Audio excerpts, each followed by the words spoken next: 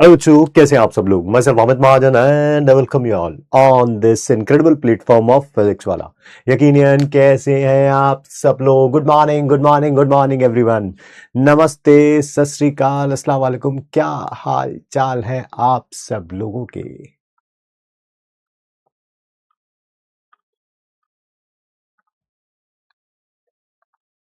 Good morning.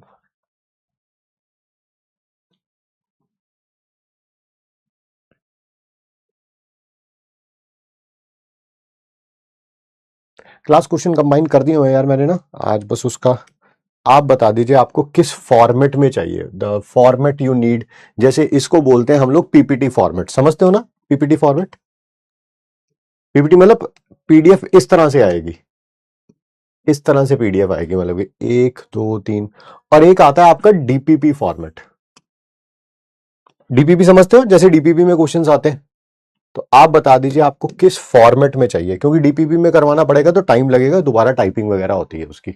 और आपको इसी फॉर्मेट में चाहिए वो तो फिर आज ही मिल जाएगा आप लोगों को।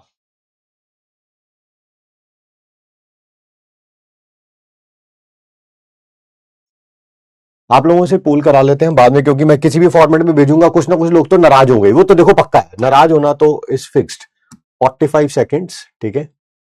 वोट यस करिएगा। ये जैसा फॉर्मेट होता है इसको बोलते हैं हम लोग पीपीटी फॉर्मेट। नहीं तो नो करिएगा डीपीपी फॉर्मेट के लिए, है ना, जैसे डीपीपी आती है। आने तो क्वेश्चन ही आपको पता ही है, ठीक है। वैसे लास्ट ईयर तक मैं इसी फॉर्मेट में देता था, पीपीटी फॉर्मेट में। बाकी आपकी इच्छा है, वोट कर दीजिए, आपका पता चल जाएगा उसी हिसाब से। ये बन चुका है, इसको बनाने में टाइम लगेगा दोस्त। और एक एक चैप्टर करके आएंगे, डू नॉट एक्सपेक्ट आज ही तीनों चैप्टर के आ जाएंगे। बहुत कुछ आपके लिए किया जा रहा है, रोज रात को एक्स्ट्रा क्लास ली जा रही है, जिसमें आपके दर्शन थोड़े दुर्लभ ही होते हैं, ठीक है। बट ठीक है, वो आपकी इच्छा है ना।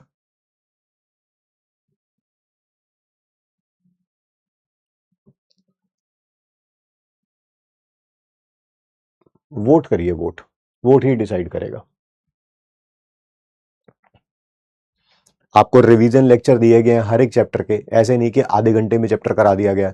सम बेसिक कॉन्सेप्ट्स ऑफ केमिस्ट्री 5 घंटे में रिवाइज कराया गया। रेडॉक्स रिएक्शन मेरे ख्याल से 2.5-3 घंटे में रिवाइज कराया गया। सॉल्यूशन मेरे ख्याल से 5-7 घंटे में रिवाइज कराया गया। तो बहुत कुछ एक्स्ट्रा किया जा रहा है आपके साथ। बट वही है, जो एक चीज नहीं हो पाती है लोग उसी पे दे पेन मारते रहते हैं। बट ठीक है, that's okay, that's how the life is. ठीक है जी, ये वाले फॉर्मेट में है तो आज आपको एक चैप्टर तो मिल ही जाएगा यार, है ना। रोज एक एक करते करते इस वीक के एंड तक खत्म हो जाएगा। आइए शुरू करते हैं जी, थर्मोडायनेमिक्स एंड थर्मोकेमिस्ट्री, ठीक है। का आज क्या है, लेक्चर नंबर 10, ठीक है। और बड़े इंटरेस्टिंग क्लास है, बहुत अच्छी क्लास है।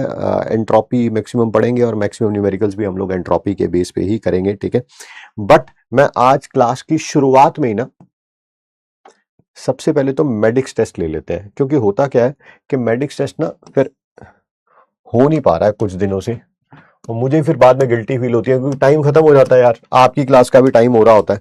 तो आज पहले ही ले लेते हैं मेडिक्स टेस्ट, जिससे क्या होगा कि ना आपको प्रॉब्लम होगी एंड में, ना मुझे। एंड में भी ले सकते हैं बट मैं भूल जाता हूँ, मैं सही बात बताऊँ, एंड में ना मेरे को खुद ही याद नहीं रहता। तो इसमें आपकी गलती नहीं है। स्टार्ट करते हैं मेडिक्स टेस्ट से। पहले ये बताइए सिलेबस क्या था मेडिक्स टेस्ट का। मेडिक्स टेस्ट का सिलेबस क्या था, सिलेबस बताइए, सिलेबस जल्दी जल्दी बस।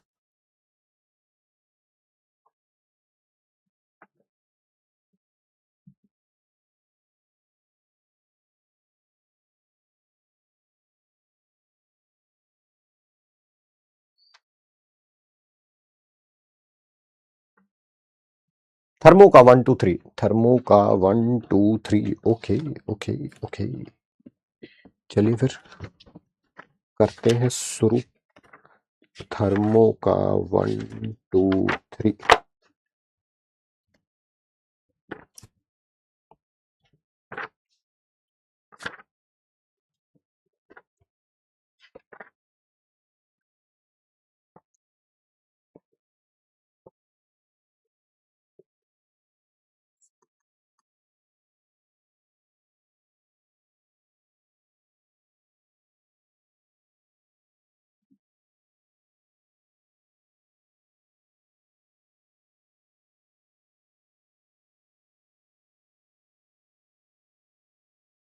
एक्सटेंसिव प्रॉपर्टीज बतानी है इनमें से आपको। Specific volume, entropy, heat capacity, volume, चारों में से एक्सटेंसिव प्रॉपर्टीज बतानी है। सेकंड क्वेश्चन है इंटेंसिव प्रॉपर्टीज बतानी है आपको। Internal energy, boiling point, pH and EMF of cell. Third, maximum internal energy किसकी होगी? At 290 kelvin. नियॉन की, नाइट्रोजन की, ओजोन की, या सबकी इक्वल होगी? मोल सबका एक ही है, मोल सबका एक ही है। फोर्थ क्वेश्चन,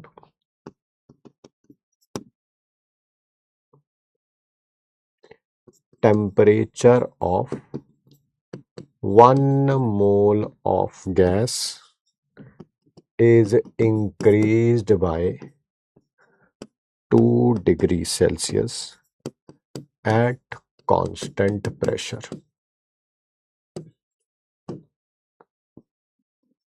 वर्क डन क्या होगा?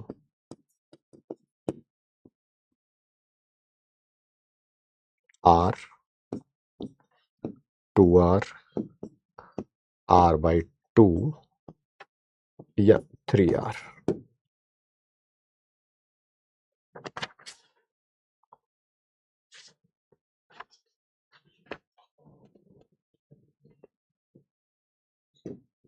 And the fifth one is temperature of ideal gas increases in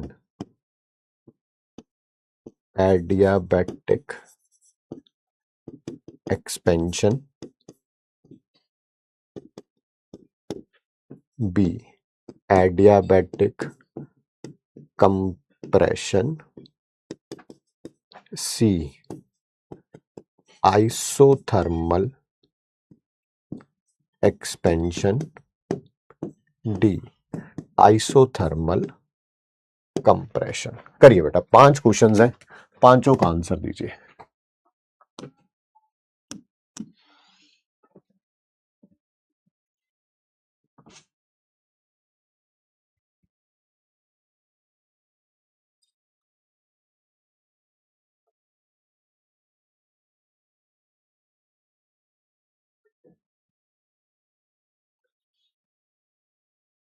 done.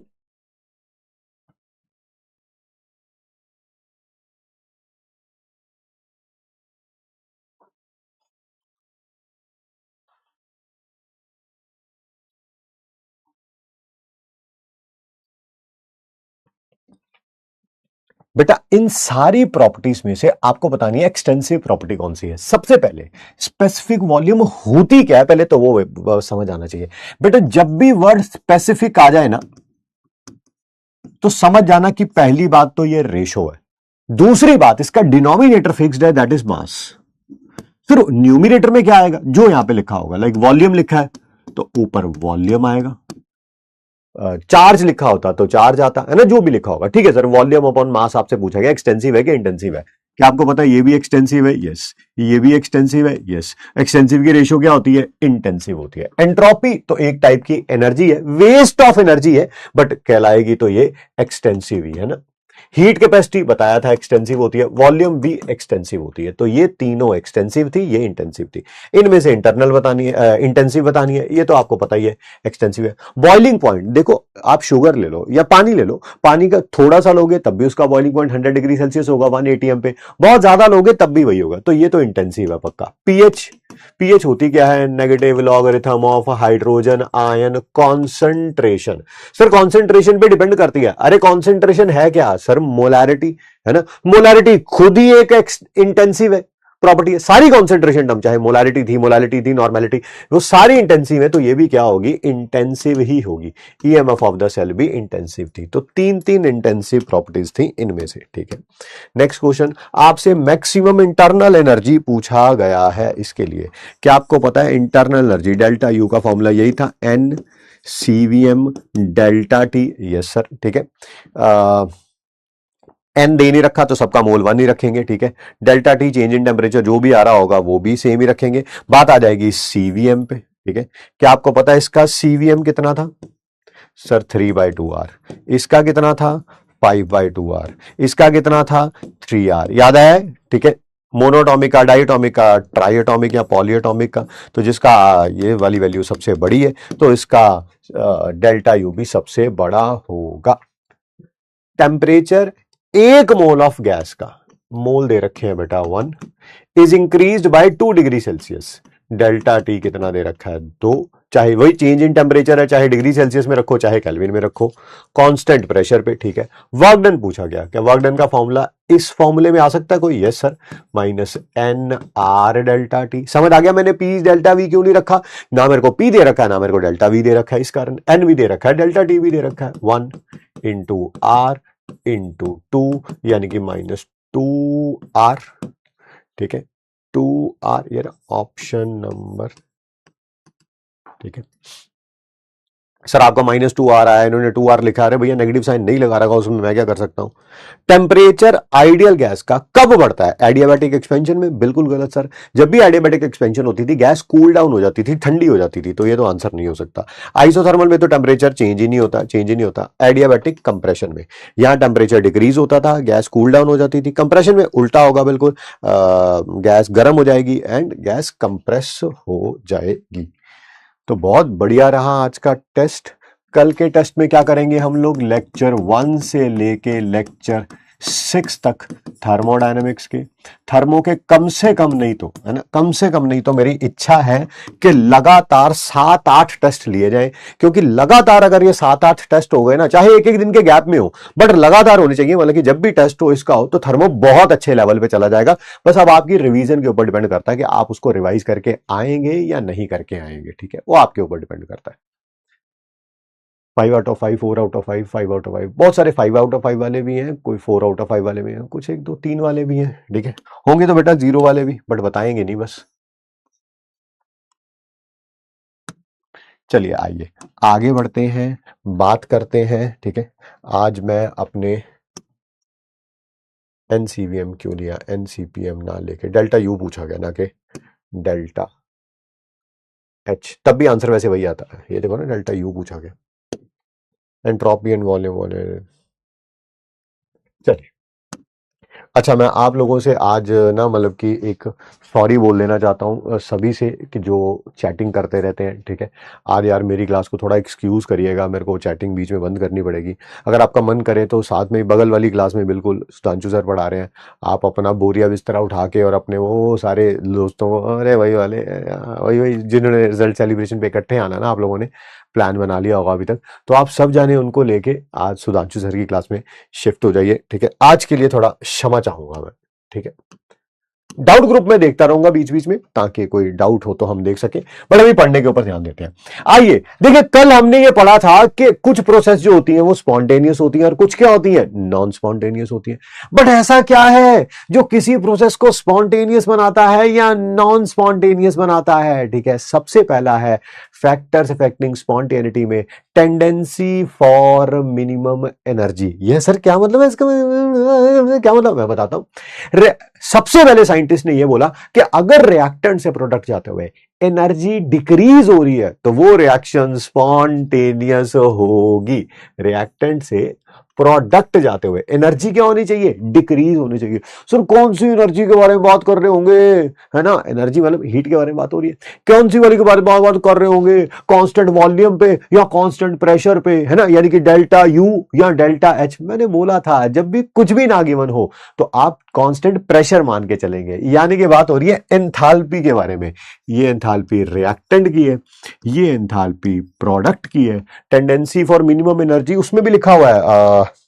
अगर आप एनसीईआरटी उठाएंगे, केमिकल बॉन्डिंग की एनसीईआरटी पढ़ेंगे, पहले जो पेज पे लिखा हुआ है व्हाई डू एटम्स कंबाइन, तो उसमें लिखा हुआ है एटम आपस में कंबाइन करके मॉलिक्यूल बनाते ही इसी कारण है ताकि उनकी एनर्जी कम हो जाती है, स्टेबिलिटी बढ़ जाती है। वही वाला मैं पढ़ा रहा हूं, मैं भी वही पढ़ा रहा हूं कि रिएक्टेंट से प्रोडक्ट जाते हुए अगर एनर्जी डिक्रीज हो रही है यानी कि प्रोडक्ट की एनर्जी कम है, रिएक्टेंट की ज्यादा है, यानी कि डेल्टा एच निकालूंगा तो जो होता क्या है, प्रोडक्ट की और माइनस रिएक्टेंट की। क्योंकि ये वैल्यू कम है, ये वैल्यू ज्यादा है, तो डेल्टा एच क्या आएगा, नेगेटिव। सर इसका मतलब हीट रिलीज होगी, यस। सर बाहर का टेम्परेचर इंक्रीज हो जाएगा, यस। सर ऐसी प्रकार की रिएक्शन को हम लोग एक्सोथर्मिक रिएक्शन बोलते हैं, यस। तो ये ग्रुप ऑफ साइंटिस्ट ने बोला, according to this group of scientist, energy decrease किस में होगी, एक्सोथर्मिक में होगी। किस में होगी, एक्सोथर्मिक में होगी। यानी कि सारी एक्सोथर्मिक रिएक्शन क्या होंगी, स्पॉन्टेनियस, और सारी एंडोथर्मिक रिएक्शन क्या होंगी, नॉन स्पॉन्टेनियस। क्या होंगी, non spontaneous. So according to this सारी एक्सोथर्मिक रिएक्शन स्पॉन्टेनियस होंगी, सारी एंडोथर्मिक रिएक्शन नॉन स्पॉन्टेनियस होगी। ठीक है, ऐसा काफी हद तक, काफी सालों तक माना भी गया और ऐसा चलता भी रहा, ऐसा चलता भी रहा। ठीक है, चलता भी रहा, काफी हद तक माना भी गया और ऐसा चलता भी रहा। ठीक है, टॉपिक पे आगे वापस आते हैं ना। और ये साइंटिस्ट इस बात को मानते रहे, मानते रहे, मानते रहे। एक दिन पता क्या हुआ, एक रात को ना एक साइंटिस्ट ना अपने ना घर में ना सोते टाइम ये पानी का गिलास रखा और उसके ऊपर ढक्कन लगा के सो गया। ठीक है, सुबह उठ के उसने पता क्या देखा कि कुछ पानी इवेपोरेट होके यहां पे कंडेंस हुआ हुआ था। आपने भी देखा होगा, आज रात को देख लेना। ठीक है, गिलास पानी का रखना, उसके ऊपर ये ऐसे कोई ढक्कन लगा के सो जाना। अरे खुद नहीं बैठ जाना, इसके ऊपर ढक्कन लगाना है। तुम ढक्कन देखते ही तुम्हें अपनी याद आने लगती है। तो तुम देखना सुबह उठ के ना कुछ यहां पर वाटर की ड्रॉपलेट कंडेंस हुई होंगी। ये कैसे आया होगा, क्योंकि यहां पे जो वाटर होगा लिक्विड से गैस में कन्वर्ट हुआ होगा, जिसे हम इवेपोरेशन बोलते हैं। फिर वो यहां पर टकरा गए होंगे और कंडेंस हो गया होगा। ठीक है सर, सर ये जो प्रोसेस होती है लिक्विड से गैस जाना, ये कैसे होती है सर, इसमें हीट एब्जॉर्ब होती है, यानी कि डेल्टा एच पॉजिटिव होता है, यानी कि एंडोथर्मिक होती है। ठीक है, क्या रात को आके किसी ने ग्लास को उल्टा करके सीधा रखा है, किसी भूतनी ने? ऐसा नहीं है भाई, ऐसा नहीं है, ये अपने आप हुआ है। यानी कि ये स्पॉन्टेनियस है, स्पॉन्टेनियस भी है और एंडोथर्मिक भी है। ये सारे जो ग्रुप ऑफ साइंटिस्ट थे, ठीक है, ये सारे इनके पास चले गए, अरे तुम तो कह रहे थे एक्सोथर्मिक जो होती है वो स्पॉन्टेनियस होती है, एंडोथर्मिक नॉन स्पॉन्टेनियस होती है। ये देख, ये एंडोथर्मिक भी है और स्पॉन्टेनियस भी है। क्या जवाब है तुम्हारे पास इसका, बताओ क्या हो रहा है? तो ये ग्रुप ऑफ साइंटिस्ट कहते हैं भाई यार हमें नहीं पता भाई क्या हो रहा है। ठीक है, फिर एक दूसरा ग्रुप ऑफ साइंटिस्ट आया, इंस्पायर्ड बाय योर बैच। कह रहा पता क्या, कह रहा देखो मास्टर ने क्या कर रखा है, पढ़ा रहा बढ़िया पढ़ा रहा मास्टर भाई, बढ़िया पढ़ा रहा है, समझ आ रहा है, हाँ आ रहा है, मजा मजा नहीं आ रहा है। कह रहे मजा क्यों नहीं आ रहा है, कह रहा ये देख ना, ये देख, ये देख, ये क्या कर रखा है, ये देख, अब आएगा मजा, अब आएगा दोस्त मजा, है ना। पढ़ाई पहले भी वही हो रही थी, अभी भी वही हो रही है, बट अब क्या आने लगेगा, मजा आने लगेगा। सर क्यों मजा, मजा यही तो चाहिए था सर, मेरी जिंदगी में यही तो मिसिंग था। ठीक है,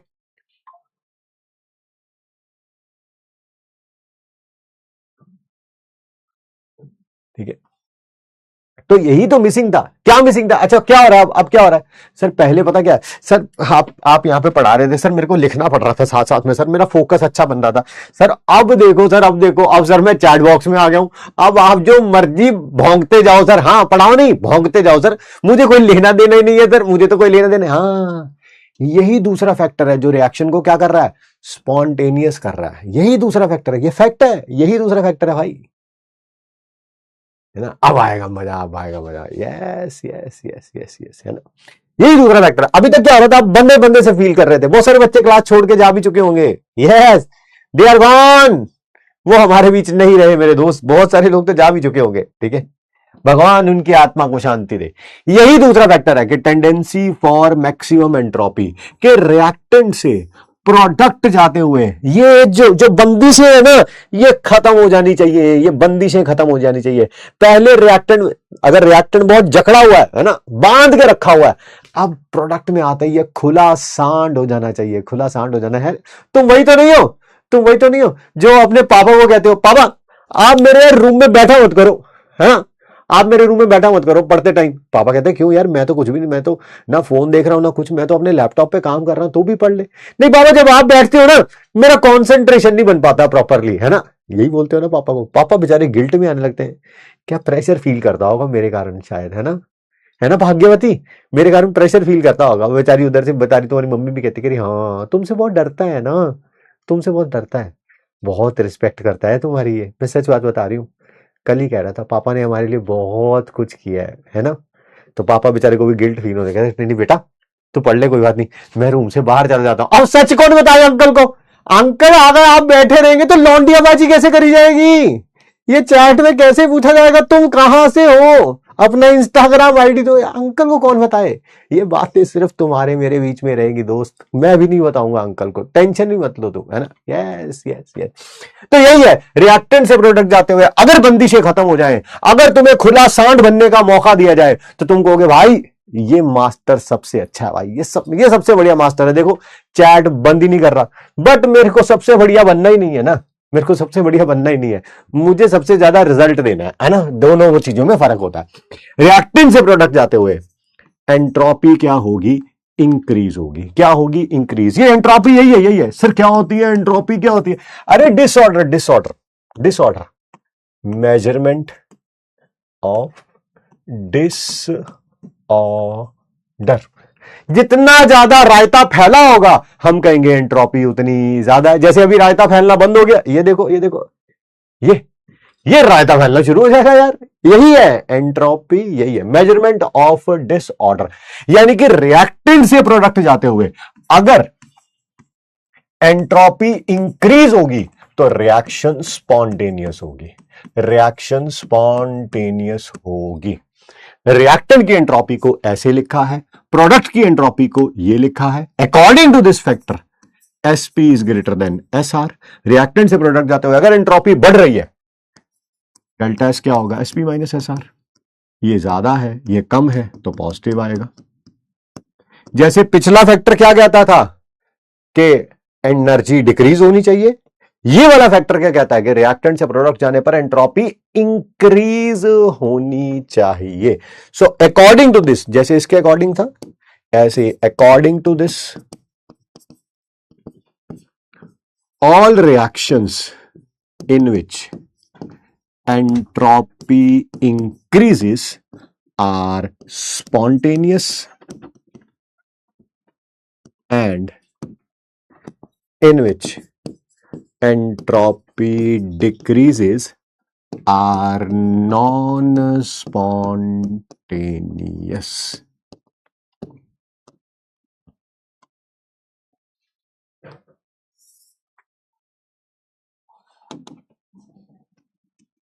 ठीक है, ये दूसरा फैक्टर है मेरे दोस्त, दूसरा फैक्टर है, ठीक है, दूसरा फैक्टर है।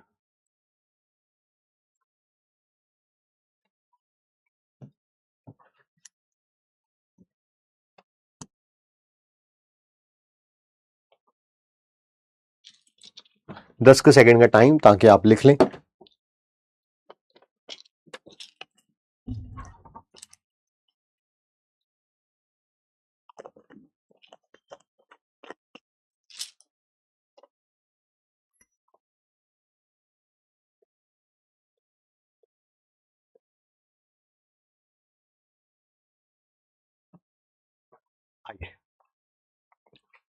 एंट्रोपी वही है बेटा, मेजरमेंट ऑफ डिसऑर्डर, ये तो हो ही गया है ना, वो लिखी दी मैंने डेफिनेशन, पिछले पेज पे लिख दी, measurement of disorder is called entropy.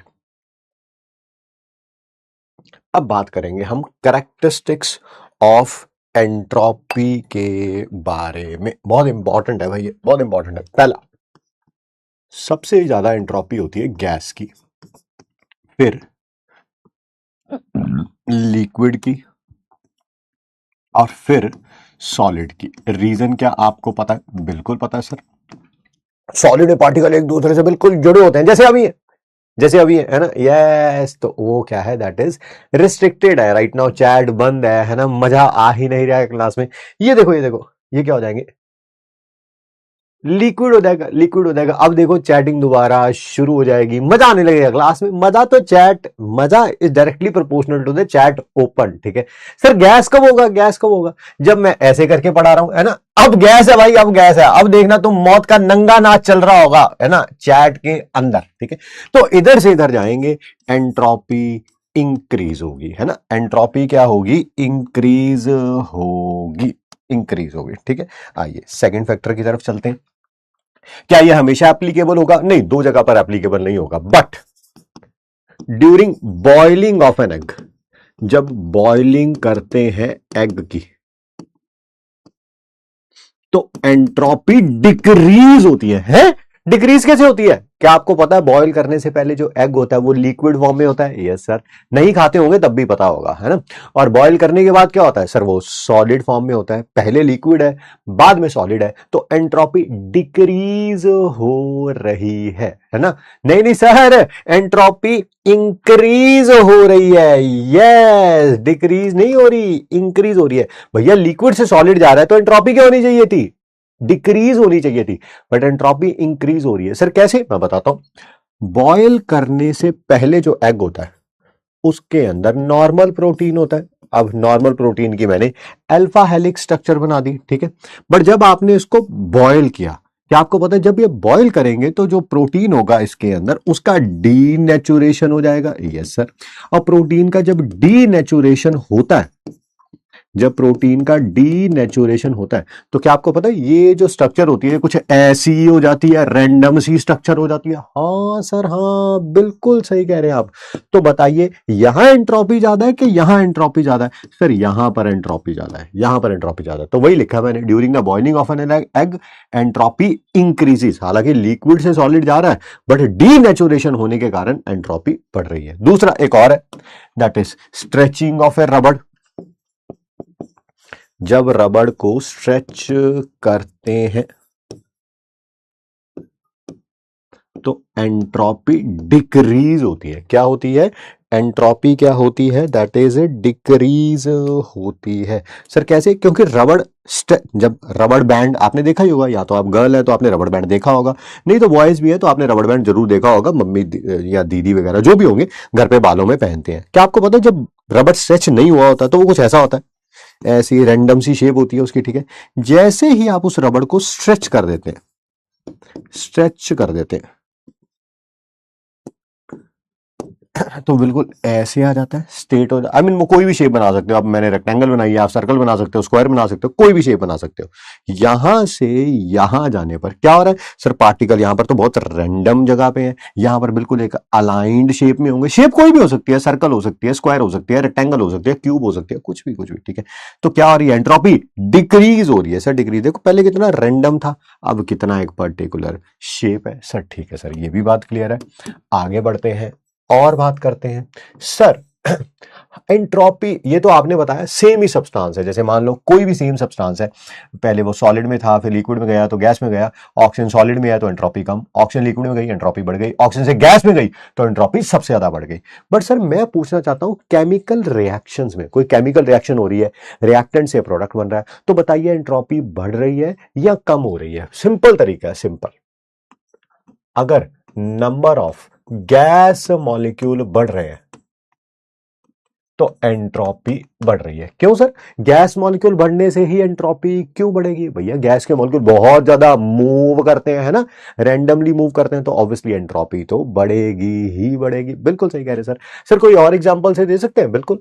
जैसे हमें पता है रिएक्टेंट से प्रोडक्ट जाते हुए गैस मॉलिक्यूल्स कैसे निकालते हैं? डेल्टा एनजी में निकालते हैं। अगर डेल्टा एनजी पॉजिटिव आएगा तो डेल्टा एस भी क्या आएगा? पॉजिटिव आएगा। अब ये मत कहना कि डेल्टा एन जी क्या होता है और कैसे निकाला जाता है, इसी चैप्टर में कम से कम 10 क्वेश्चन ऐसे हो चुके होंगे। डेल्टा एन जी क्या था? नंबर ऑफ मोल्स प्रोडक्ट के गैस वाले minus number of moles reactant के गैस वाले। ठीक है सर, ठीक है। तो डेल्टा एस पॉजिटिव होगा, और अगर डेल्टा एन जी नेगेटिव आया तो डेल्टा एस नेगेटिव होगा। सर क्या कोई एक आध एग्जांपल देके समझा सकते हैं? बिल्कुल समझा सकते हैं, क्यों नहीं समझा सकते। जैसे ये देखिए, 2NH3 गैस से बन गया 1N2 प्लस 3H2। बेटा ये भी गैस ही है, गैस और गैस। आप बताओ डेल्टा Ng क्या हुआ? डेल्टा Ng होता क्या था? नंबर ऑफ मोल्स प्रोडक्ट के गैस वाले, प्रोडक्ट के गैस वाले एक, प्रोडक्ट के गैस वाले तीन, एक प्लस तीन कितना हो गया? चार, माइनस रिएक्टेंट के गैस वाले दो, चार में से दो गया, दो आएगा। तो क्या डेल्टा एन जी पॉजिटिव है? तो डेल्टा एस भी क्या होगा? पॉजिटिव ही होगा। सर ये तो आपने किस में बताया? What do call it, chemical reaction में बताया। केमिकल रिएक्शन नहीं है सर हमारे पास, तो क्या बोलेंगे,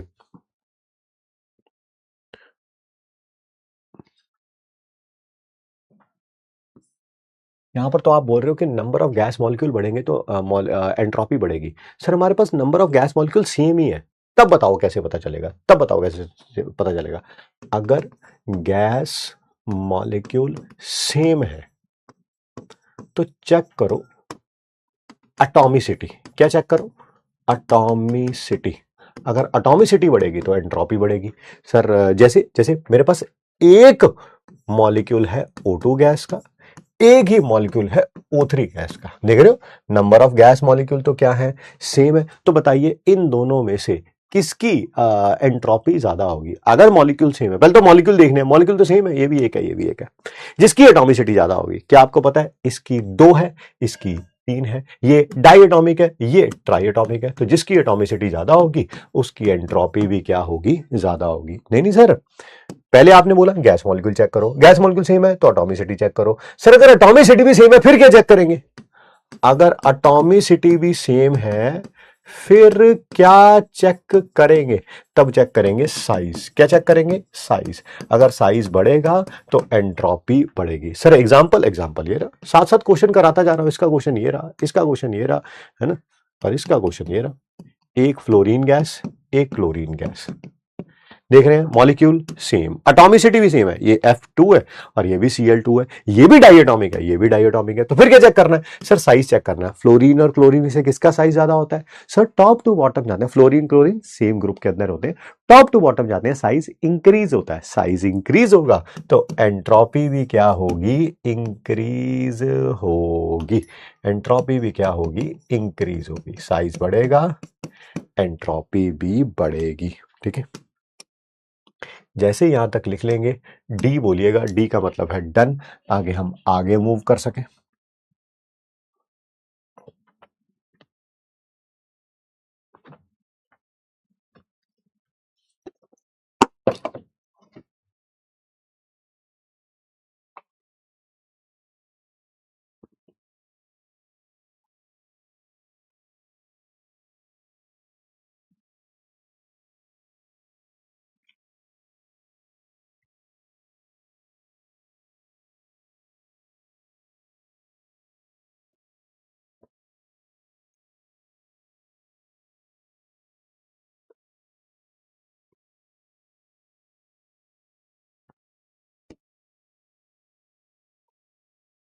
गैस स्मॉल कंटेनर में और गैस लार्ज कंटेनर में है, तो एंट्रोपी किसमें होगी आप बताइए? सब जगह में ये ज्यादा जगह में, रायता कहाँ ज्यादा फैल सकता है, यहाँ या यहाँ? यहाँ पे, तो एंट्रोपी यहाँ ज्यादा होगी। एस क्या होता है? Entropy, measurement of disorder. तो आपस में रिएक्शन हो जाए तो क्या होगा? ये रिएक्शन ही तो हुई है, और क्या हुआ है?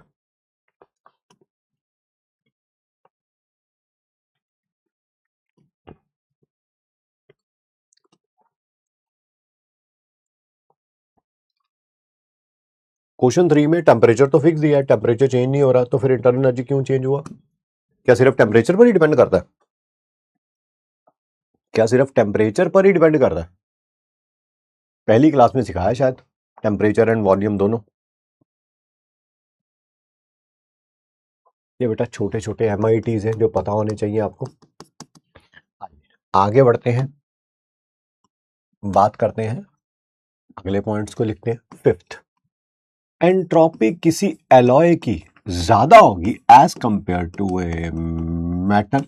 है सर, ऐसा कैसे हो सकता है? पहले ये बताओ एलॉय क्या होता है? सर एलॉय होता है मिक्सचर ऑफ मेटल्स। जैसे एक एग्जांपल है ब्रास।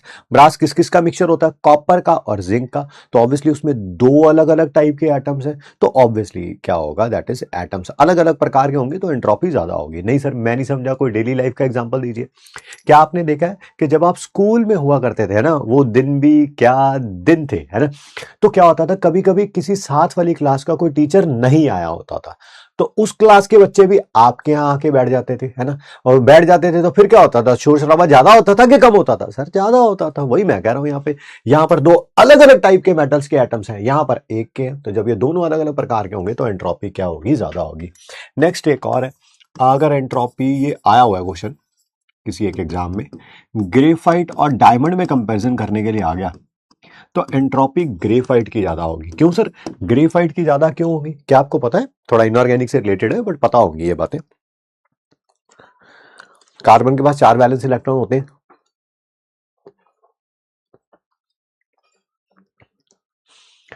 चारों के चारों इलेक्ट्रॉन ने सिग्मा बॉन्ड बना रखी होती है। किस केस में? डायमंड के केस में। तो कोई भी इलेक्ट्रॉन फ्री नहीं है।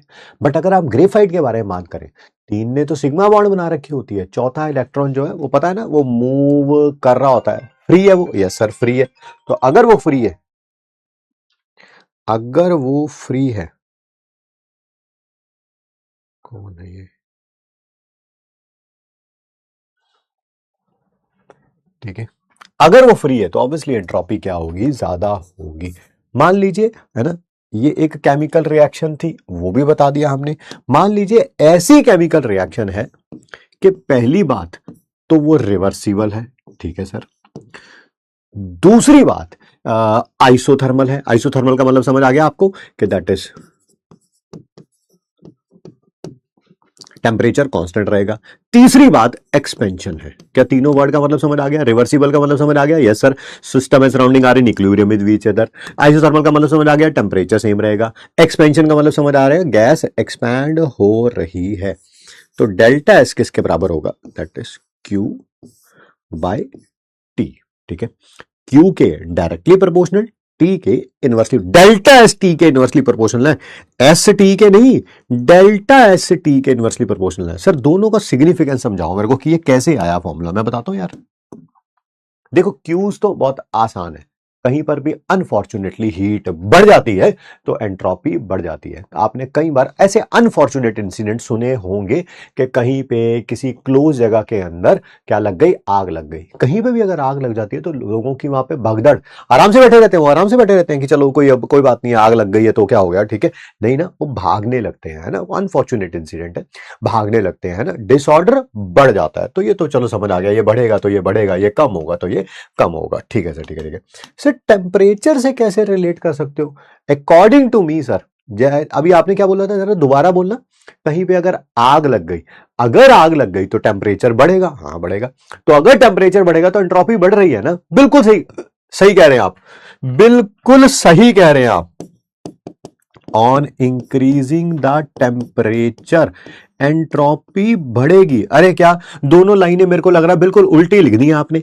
यहां पे लिखा है टेम्परेचर बढ़ने से डेल्टा एस कम होगा, और यहां लिखा है टेम्परेचर बढ़ने से एंट्रोपी बढ़ेगी। क्या ये दोनों स्टेटमेंट एक दूसरे के उल्टी नहीं है? दोनों ही बिल्कुल सही है, दोनों ही बिल्कुल सही है। अगर किसी जगह पे टेम्परेचर बढ़ेगा तो एंट्रोपी बढ़ेगी। एग्जांपल वही है, कहीं भी अगर अनफॉर्चुनेटली आग लग जाती है, टेम्परेचर बढ़ जाता है, तो लोग इधर उधर भागने लगने हैं ना, बचाने, अपनी जान बचाने के लिए, तो एंट्रोपी बढ़ती है। बट फिर ये कैसे हुआ ये बताओ, मैं बताता हूं। ये पता क्या कह रहा है कि अगर आप सेम रिएक्शन को, इसी रिएक्शन को लो टेम्परेचर पे कराओ और इसी रिएक्शन को हाई टेम्परेचर पे कराओ, इसी रिएक्शन को लो टेम्परेचर पे कराओ, इसी रिएक्शन को हाई टेम्परेचर पे कराओ, एक बार 300 केल्विन पे कराओ, एक बार 1000 केल्विन पे कराओ, तो जो एंट्रोपी चेंज आएगा लो टेम्परेचर पे बहुत ज्यादा होगा और हाई टेम्परेचर पे बहुत कम होगा। ध्यान से सुनना, लो टेम्परेचर पे एंट्रोपी चेंज जब ये 300 केल्विन होगा ये वाली वैल्यू बहुत बड़ी होगी, और जब ये 1000 केल्विन होगा तब ये वैल्यू बहुत छोटी होगी। बस यही कह रहा है ये नहीं कह रहा कि टेम्परेचर बढ़ाने से एंट्रोपी कम हो जाती है ना। रिएक्शन वही है, अगर इसमें एंट्रोपी बढ़ रही थी तो बढ़ेगी ही, और अगर कम हो रही थी तो कम ही होगी भैया। वो मेरे को नहीं पता ना, मतलब कि हीट दे रहे हो कि हीट निकाल रहे हो, वो मेरे को नहीं पता। बढ़ रही थी तो बढ़ेगी ही 300 केल्विन पे, और 1000 केल्विन पे भी बढ़ेगी। अगर कम हो रही थी तो 300 केल्विन पे भी कम होगी और 1000 केल्विन पे भी कम ही होगी। ऐसा नहीं है कि बढ़ने लगेगी। बस फर्क इतना है, ये जो चेंज आएगा एंट्रोपी में वो बढ़ जाएगा और कम हो जाएगा। लो टेम्परेचर पे चेंज ज्यादा आएगा, हाई टेम्परेचर पे कम आएगा। सर कोई डेली लाइफ का एग्जांपल दे दो। ये तो केमिस्ट्री का एग्जांपल हो गया, मैं बताता हूं आपको। आपने एक जगह का नाम सुना होगा, आप वहां पर कभी गए नहीं होंगे, मेरे को पता है, मेरे को पता है, आपकी आंखों में मेरे को नजर आ रहा है, आप ना कहने के लिए तैयार हैं, ठीक है। आपने नाम सुना होगा लाइब्रेरी, है सर ये क्या होता है लाइब्रेरी? अरे लाइब्रेरी एक ऐसी जगह होती है बेटा जहां पर सारे लोग बैठ के पढ़ाई करते हैं, ठीक है। सर पता नहीं, हमारे यहाँ नहीं होता सर, ये हमारे यहाँ रिवाज नहीं है। वो तो मेरे को पता चल गया है कि वो तुम्हारे यहाँ रिवाज नहीं है, हमारे यहाँ वो रिवाज है, ठीक है। मान लीजिए आपका भी मन, आप भी इंस्पायर हो गए, ये मेरा लास्ट, आज मेरा क्या है ना, लेट्स ड्रॉप बोल दिया मैंने, लास्ट ड्रॉप बोलना था, ठीक है। गए गए हैं, देखा बहुत सारे बच्चे कह रहे हैं सर नहीं गए हैं, मेरे को पता है बेटा, है ना? नहीं गए हैं, नहीं गए हैं, नहीं गए, ये आई। फिर अलग सर कहते हैं आपको कैसे पता चल जाता है कौन से बैच से कैसा रिजल्ट आने वाला है ना। देखो ये इतनी बातें तो पता चल जाती है, दूर से ही महक आने लगती है तुम्हारी, दूर से ही महक आने लगती है, ठीक है। कुछ बच्चे अभी भी वही है, ठीक है, बहुत बढ़िया जी, अभी भी वही है तो बहुत अच्छी बात है। अलाउड ही नहीं है, अरे कोई बात नहीं, पढ़ाई करना तो अलाउड होगा, वो कर लो, है ना। लाइब्रेरी जाना अलाउड नहीं है, घर पे तो पढ़ना अलाउड होगा, वही कर लो, ठीक है भाई, ठीक है।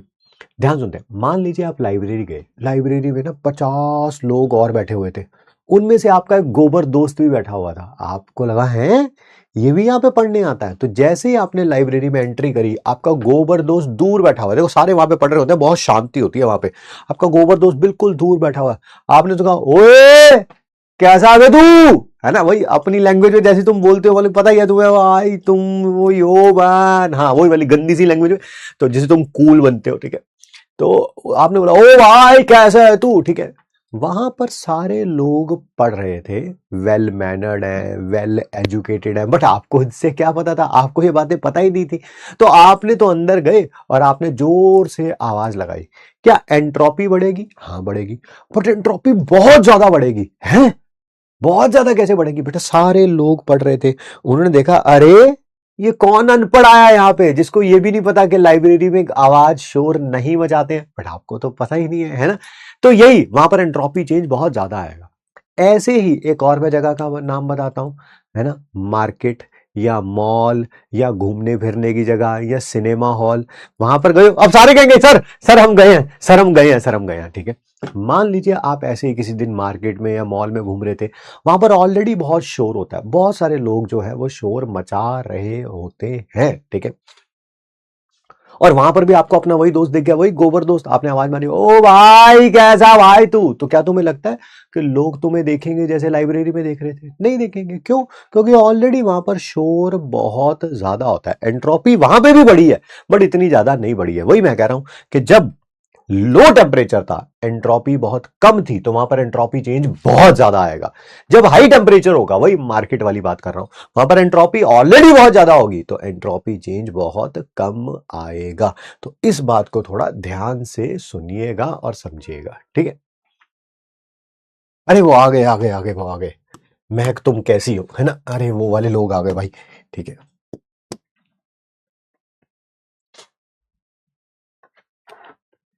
आगे बढ़ते हैं, बात करते हैं, ठीक है।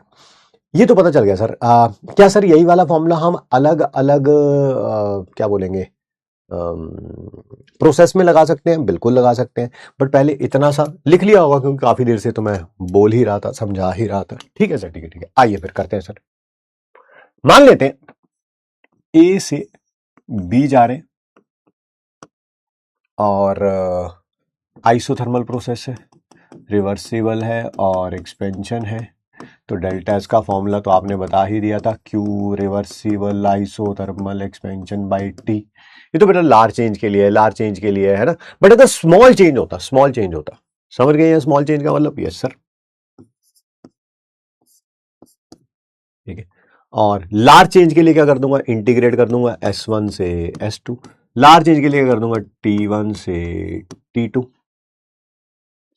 क्या इसकी वैल्यू सबको पता है? हाँ सर सबको पता है sir, N C V M D T by T. अरे डेल्टा यू क्या होता है, ठीक है सर। आपने सी वी एम ही क्यों लगाया, आपने यहां पर सी पी एम क्यों नहीं लगाया? बिल्कुल सही आपका question, you are absolutely right. मैंने कांस्टेंट वॉल्यूम मान लिया। नहीं सर, अगर कांस्टेंट प्रेशर होता तो सीपीएम आ जाता, तब भी बिल्कुल सही है आप बिल्कुल सही है। मैं वो वाला भी करके दिखा दूंगा, कोई इसमें टेंशन वाली बात नहीं है। I have like no qualms regarding it, ठीक है। मैं वो वाला भी करके दिखा दूंगा। टॉपिक पर वापस चलते हैं, ठीक है।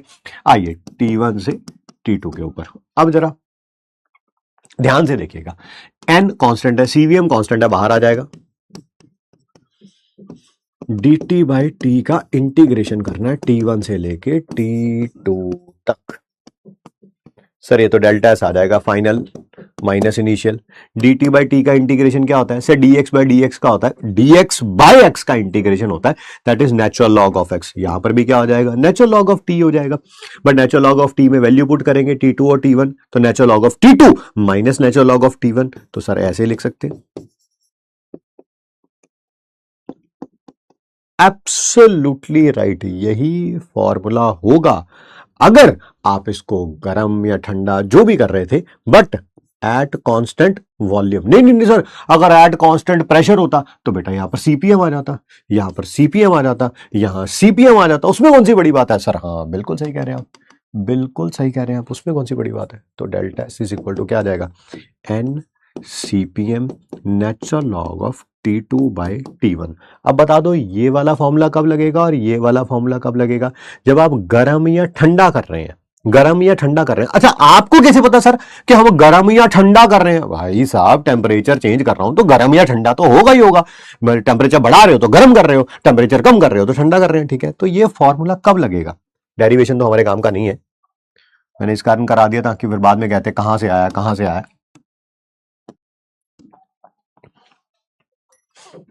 क्या लिखूंगा,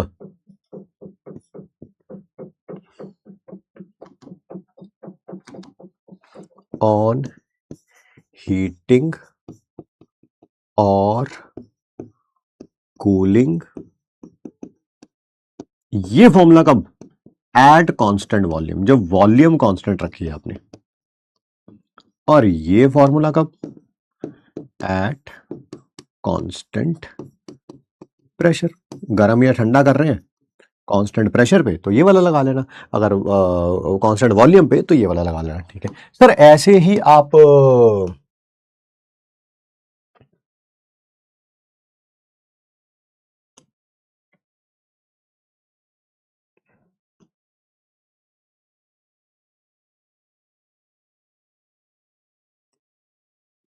क्यू बाई टी था, आइसोथर्मल नहीं है, क्योंकि आइसोथर्मल होता तो फिर टेम्परेचर चेंज ना होता ना, आइसोथर्मल होता तो टेम्परेचर चेंज ना होता। नहीं सर अब आइसोथर्मल वाला भी बता दो, आइसोथर्मल वाला भी बता देता हूं।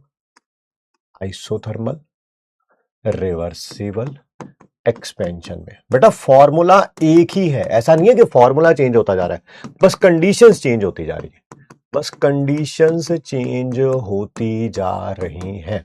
तो मुझे बता दो, क्या हमने heat change in reversible isothermal expansion में पढ़ा था? बिल्कुल पढ़ा है, इसी चैप्टर में पढ़ा है। क्या था वो NRT natural log of V2 by V1। बिल्कुल सही कह रहे हैं आप, बिल्कुल सही है, वही लिख रहा हूं मैं यहां पर, जिसको 2.303 NRT log V2 by V1 लिख दिया था। बिल्कुल बेटा, heat change in isothermal reversible expansion इसी चैप्टर में पढ़ा है, डिराइव भी किया हम लोगों ने। 2.303 NRT log V2 by V1। Sir फिर वही बात, यहां पर नीचे भी क्या है, T है, तो ये T से T क्या हो जाएगा, कैंसल आउट हो जाएगा। तो इसका मतलब फॉर्मूला क्या बन गया, इसका मतलब फॉर्मूला क्या बन गया, 2.303 NR log V2 by V1। नहीं सर, हमें वॉल्यूम नहीं दे रखी क्वेश्चन में, वो दे रखी है प्रेशर दे रखा है। तो आपको पता है आइसोथर्मल प्रोसेस के लिए P1 V1 किसके बराबर होता है, P2 V2 होता है। इसका मतलब जहां पर V2 बाई V1 लिखा है वहां पर क्या लिख सकते हैं, P1 बाई P2 लिख सकते हैं। तो वॉल्यूम दे रखी है तो ये लगा लेना, और प्रेशर दे रखा है तो ये लगा लेना। बहुत बढ़िया सर, ये भी छोटा सा हमारा MIT है ना। डेरिवेशन वगैरह नहीं करने हम लोगों को, बट फॉर्मूला जरूर पता होना चाहिए भाई, फॉर्मूला डेफिनेटली पता होना चाहिए। नहीं सर, एडियाबैटिक में बताओ, ये तो आपने बताया किसी चीज को आप गर्म कर रहे थे या ठंडा कर रहे थे, मैं मान गया। ये बताया आपने जब टेम्परेचर कांस्टेंट था, मैं मान गया। ऐसे ही नहीं, अच्छा ये भी बताओ सर, आप बच नहीं सकते सर। आइसोथर्मल रिवर्सिबल कंप्रेशन होगा तब क्या होगा, कंप्रेशन होगा तब क्या होगा भाई, साइन चेंज हो जाएगा, ये तो बताया था। ड्यूरिंग कंप्रेशन साइन क्या हो जाएगा, चेंज हो जाएगा, चेंज हो जाएगा। यानी कि जहां पे यहां पे पॉजिटिव आ रहा था तो नेगेटिव आ जाएगा कंप्रेशन में, ठीक है। नहीं सर, एडियाबैटिक एक्सपेंशन में भी बताओ, एडियाबैटिक एक्सपेंशन में भी बताओ।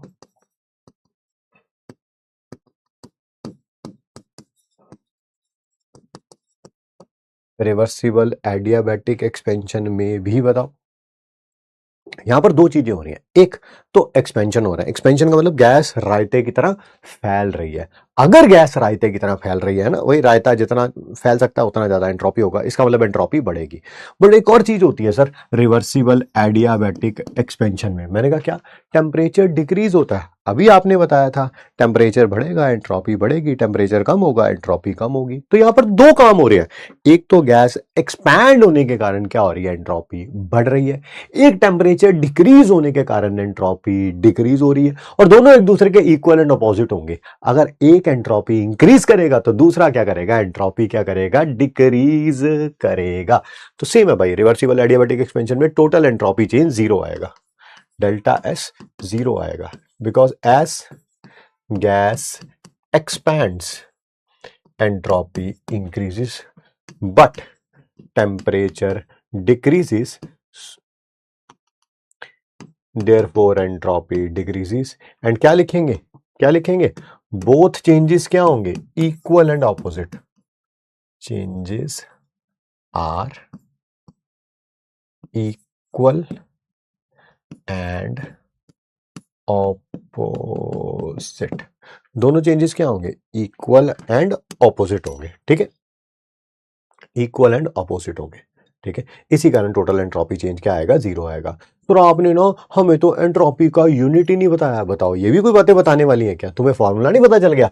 इसका यूनिट क्या होता था सर, जूल, इसका क्या होता है केल्विन, तो यूनिट क्या हो जाएगा एंट्रोपी का, यूनिट क्या हो जाएगा एंट्रोपी का सर, जूल पर केल्विन। सर ये एक्सटेंसिव प्रॉपर्टी होती है या इंटेंसिव प्रॉपर्टी होती है, अरे भाई ये एनर्जी है, पता है ये वेस्ट ऑफ एनर्जी है। जैसे अभी ये देखो, अभी तो तुम पढ़ रहे हो और ऐसे करते है ना, अभी भी एनर्जी लगा रहे थे, अभी तुम दोबारा एनर्जी लगाओगे, ठीक है, बट क्या करोगे, वो एनर्जी वेस्ट करोगे। इसी तरह से ये भी वेस्ट ऑफ एनर्जी है, बट है तो ये भी एक्सटेंसिव ना, क्योंकि सारी प्रॉपर्टी एक्सटेंसिव ही होती है, सारी एनर्जी एक्सटेंसिव ही होती है सर, ये एक्सटेंसिव प्रॉपर्टी है। अच्छा स्टेट फंक्शन है कि पाथ फंक्शन है, वो तो सबको पता है कि ये स्टेट फंक्शन है। सर अगर इसका यूनिट जूल पर केल्विन पर मोल हुआ तब क्या होगा, तब तो इंटेंसिव हो जाएगा, तब तो क्या हो जाएगा, ये इंटेंसिव हो जाएगा, ठीक है ना। पूछ रहा है कि सर इसमें आइसोथर्मल इररिवर्सिबल एक्सपेंशन में क्या होगा, क्या तुम्हें इसका फॉर्मूला नहीं पता, आइसोथर्मल इररिवर्सिबल एक्सपेंशन में पता है तो लगा देना, नहीं पता तो फिर रहने दो, फिर क्या की टेंशन है, टेंशन तब होती है जब ना पता हो।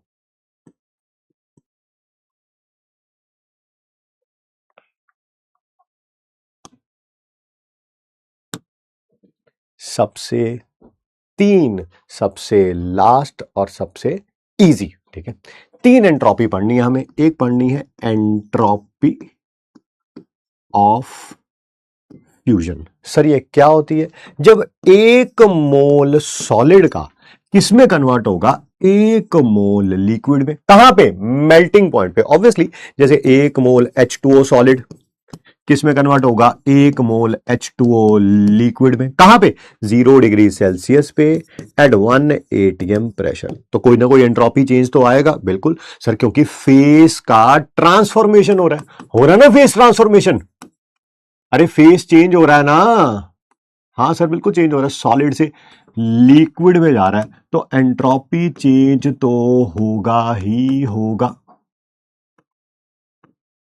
होगा ही होगा। तो बताइए कितना आएगा, वो आएगा एंट्रोपी ऑफ फ्यूजन। क्या आएगा? Entropy of fusion. किसके बराबर होगा? फॉर्मूला एक ही है, ऊपर हीट चेंज नीचे टेम्परेचर। तो ऊपर हीट चेंज नीचे टेम्परेचर। टेम्परेचर कौन सा है sir? Melting point. Sir heat change को आपने डेल्टा एच क्यों लिखा है? क्योंकि प्रेशर क्या है? कांस्टेंट। जब भी मेंशन ना हो हम प्रेशर को कांस्टेंट मान के चलेंगे, तो heat change at constant pressure आएगा। Heat change at constant pressure क्या होता था? एंथैल्पी होती थी, एंथैल्पी ऑफ फ्यूजन। अब ये मत पूछना एंथैल्पी ऑफ फ्यूजन क्या होता है, सॉल्यूशन में पढ़ा हमने, एक मोल सॉलिड से एक मोल लिक्विड में जाने के लिए जितनी एंथैल्पी लगती है। इसी तरह से अगर एक मोल लिक्विड से एक मोल गैस में कन्वर्ट हो रहा है at its boiling point, example लिख दिया मैंने, H2O लिक्विड से H2O गैस में जा रहा है, कहां पे? 100 डिग्री सेल्सियस पे एट 1 atm प्रेशर, आएगा एंट्रोपी ऑफ वेपोराइजेशन। किसके बराबर होगा? जितना heat change divided by the boiling point, divided by the boiling point. Heat change को क्या बोलूंगा? एंथैल्पी ऑफ वेपोराइजेशन बोलूंगा भाई, एक मोल लिक्विड से एक मोल वेपर में जाने के लिए जितनी एंथैल्पी लगती है। ठीक है। तीसरा फेज ट्रांसफॉर्मेशन क्या होगा? जब सॉलिड से सीधा किस में कन्वर्ट होगा? गैस में। आपको पता है किसके लिए एप्लीकेबल है सर? ये एप्लीकेबल है ये एंथैल्पी ऑफ वेपोराइजेशन, एंथैल्पी नहीं एंट्रोपी, एंट्रोपी ऑफ वेपोराइजेशन है, एंट्रोपी ऑफ फ्यूजन। अच्छा, जब एक मोल सॉलिड से एक मोल गैस में कन्वर्ट होगा उसको क्या बोलेंगे हम? Entropy of sublimation, delta S sublimation. जितना हीट चेंज आएगा डिवाइडेड बाय टेम्परेचर। सर ये टेम्परेचर कौन सा है बेटा? ना तो ये मेल्टिंग पॉइंट होता है, ना तो ये बॉइलिंग पॉइंट होता है, ये कोई टेम्परेचर होता है जिसमें वो सॉलिड से गैस में कन्वर्ट हो जाता है। ये आपको पता है किसके लिए एप्लीकेबल है? जो सबलाइमेबल सब्सटेंसेस होते हैं जिनको हीट करने पर सॉलिड से गैस में कन्वर्ट हो जाता है, जैसे ड्राई आइस हो गया, जैसे अमोनियम क्लोराइड हो गया, जैसे कैम्फर हो गया, जैसे नेप्थलीन हो गया। ठीक है। क्या मैं ऐसे भी बोल सकता हूं, चाहे रिएक्शन एक स्टेप में कराओ या मल्टीपल स्टेप्स में कराओ, जो चेंज इन स्टेट फंक्शन होगा वो सेम होगा? Yes sir. तो यानी कि जो एंट्रोपी ऑफ सब्लिमेशन होगा वो किसके बराबर होगा? Entropy of fusion plus entropy of vaporisation. क्या वही लिखा है हमने यहां पे नीचे? पिछली स्लाइड नहीं लिखी थी? लिख लो भाई, जब लिख लोगे तब डी बोलना, तब डी बोलना।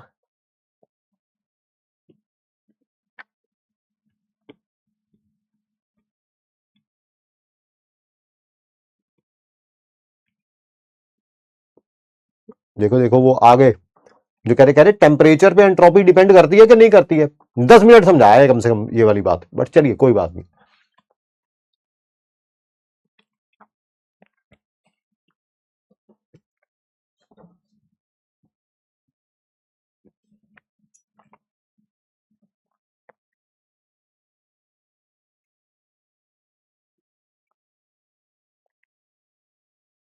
डन। ये वाला भी लिख लो भाई।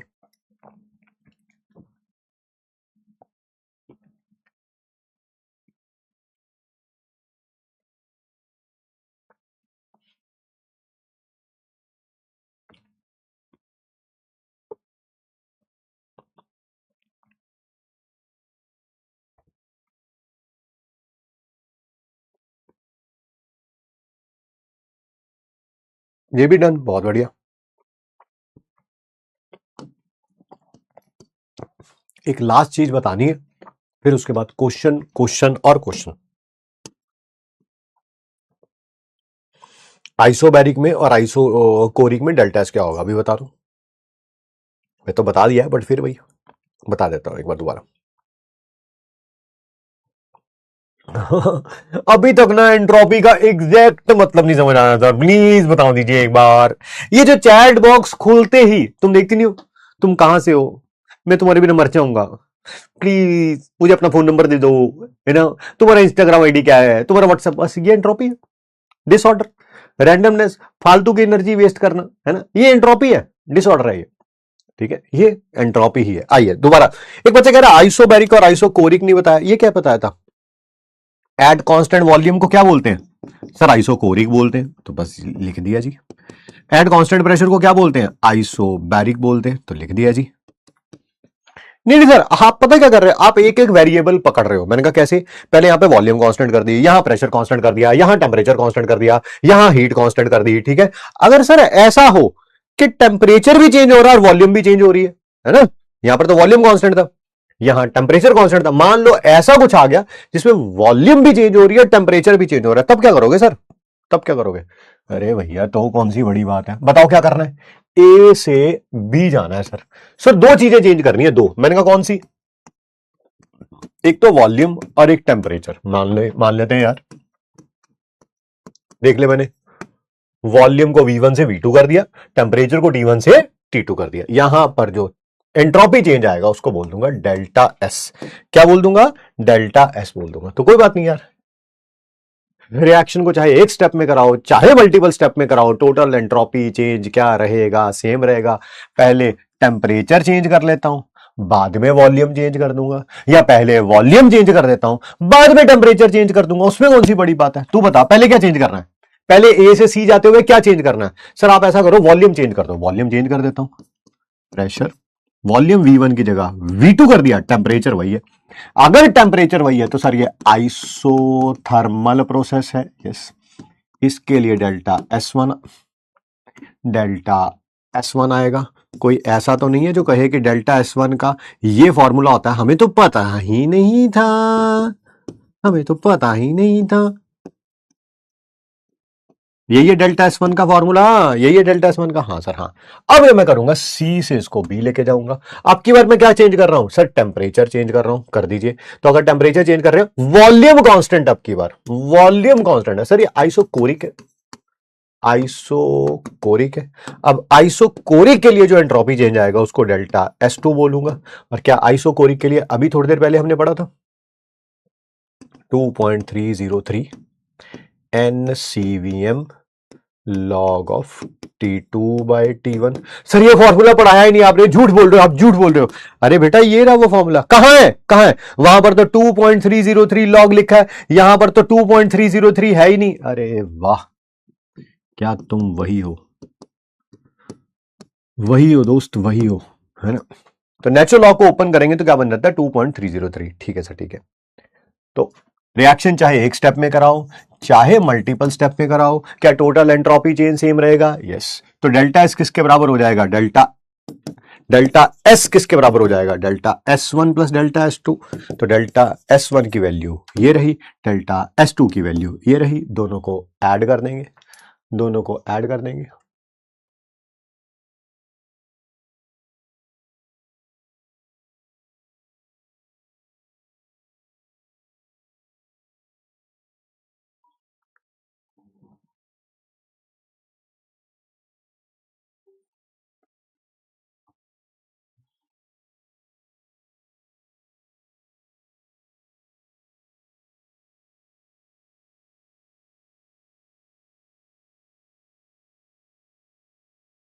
ये लिखना है, नहीं नहीं इसको घूरना बेटा, घूरना, इसको सिर्फ घूर घूर के देखना है तुम्हें। ये क्यों लिखोगे, तुम क्या लिखोगे बताओ?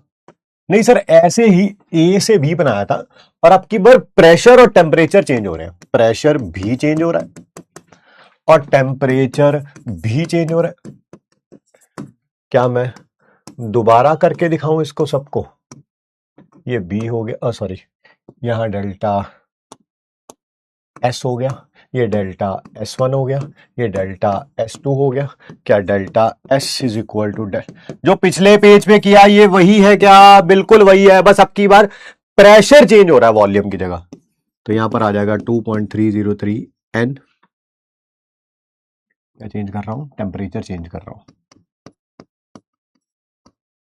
अगर टेम्परेचर चेंज कर रहा हूं, प्रेशर कांस्टेंट है, टेम्परेचर चेंज कर रहा हूं, प्रेशर कांस्टेंट है। नहीं नहीं ऐसा करता हूं, जो वहां किया था वही करता हूं, क्योंकि फिर तुम्हें प्रॉब्लम नहीं होगी। क्या चेंज किया था, वॉल्यूम चेंज किया था, तो यहां प्रेशर चेंज करूंगा, यहां प्रेशर चेंज करूंगा, प्रेशर मतलब P2 कर दिया, टेम्परेचर में, ठीक है। तो क्या आएगा फॉर्मूला इसका, आइसोथर्मल है ना, 2.303 NR log P2/P1।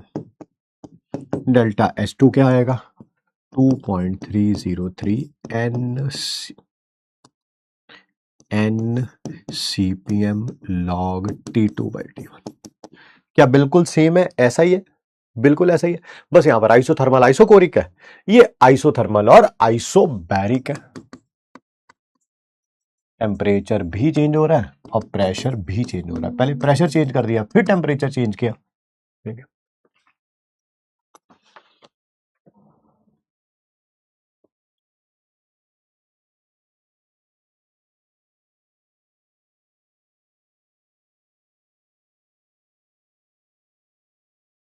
Sir P1/P2 होगा, बिल्कुल सही कह रहे हैं जी आप। वॉल्यूम V2/V1 था तो प्रेशर क्या होगा, P1/P2 होगा, एब्सोल्युटली राइट। क्या हम क्वेश्चन क्वेश्चन खेलना शुरू करें? क्या हम क्वेश्चन क्वेश्चन खेलना शुरू करें? जवानों, हो जाए शुरू हम लोग।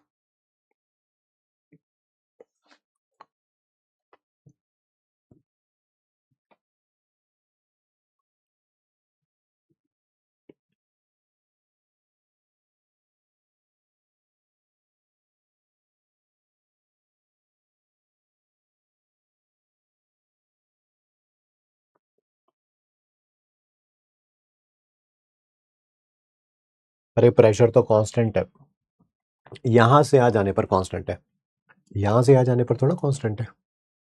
ऐसे मत करो दोस्त, थोड़ा थोड़ा दिमाग जरूर लगाओ, ज्यादा की मैं एक्सपेक्टेशन भी नहीं कर रहा तुमसे।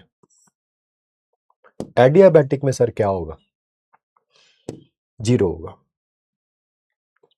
सर। अगर sir in case bond energy बढ़ेगी किसी भी रिएक्शन की इन गैसियस स्टेट तो एंट्रोपी बढ़ेगी, बॉन्ड एनर्जी बढ़ेगी। बॉन्ड एनर्जी बढ़ने आई मीन क्या क्या कैसे रिलेशन कैसे निकाल रहे हो आप? बॉन्ड एनर्जी से डेल्टा एच निकाल सकते हैं, डेल्टा एच को टी से डिवाइड कर देना। क्या हम बोल सकते हैं कि एंट्रोपी गिब्स फ्री एनर्जी के ऑपोजिट है? पता नहीं, मैं तो नहीं बोलता ऐसी कोई गंदी बातें, आप बोलते हो तो पता नहीं कौन सा सही है, एंट्रोपी वाला या एनर्जी वाला, दोनों का कॉम्बिनेशन।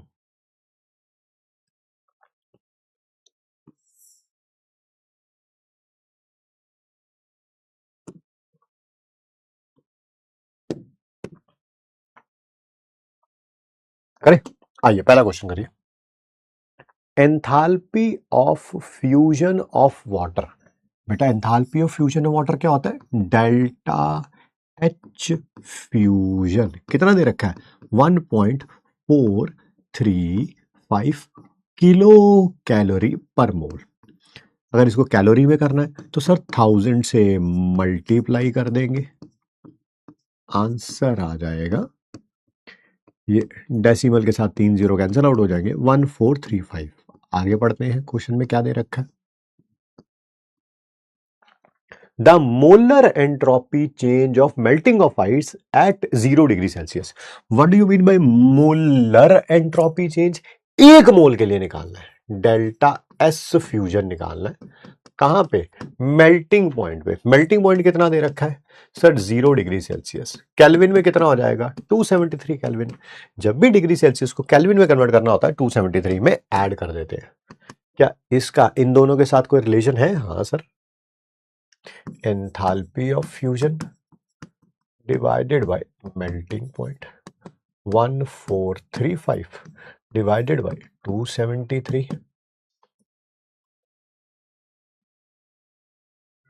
5 से 6 के बीच में आएगा, 5 से 6 के बीच में आएगा, 5 से 6 के बीच में आएगा यार। 5.260 क्या आप याद करके आए थे क्या सर? 5 से 6 के बीच में आएगा? नहीं, 200 को 5 से मल्टीप्लाई करूंगा तो आएगा 1000, 73 को 5 से मल्टीप्लाई करूंगा तो आएगा 365, यानी कि 1365। ये 1356 से थोड़ा बड़ा है, 1356 से थोड़ा बड़ा है, तो इसका मतलब 5 से थोड़ा बड़ा, 5 से थोड़ा बड़ा, एक ही आंसर दे रखा है।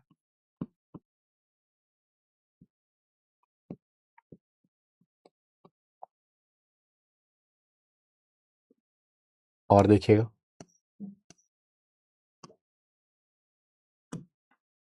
नीचे दी गई कौन सी प्रोसेस में एंट्रोपी बढ़ रही है?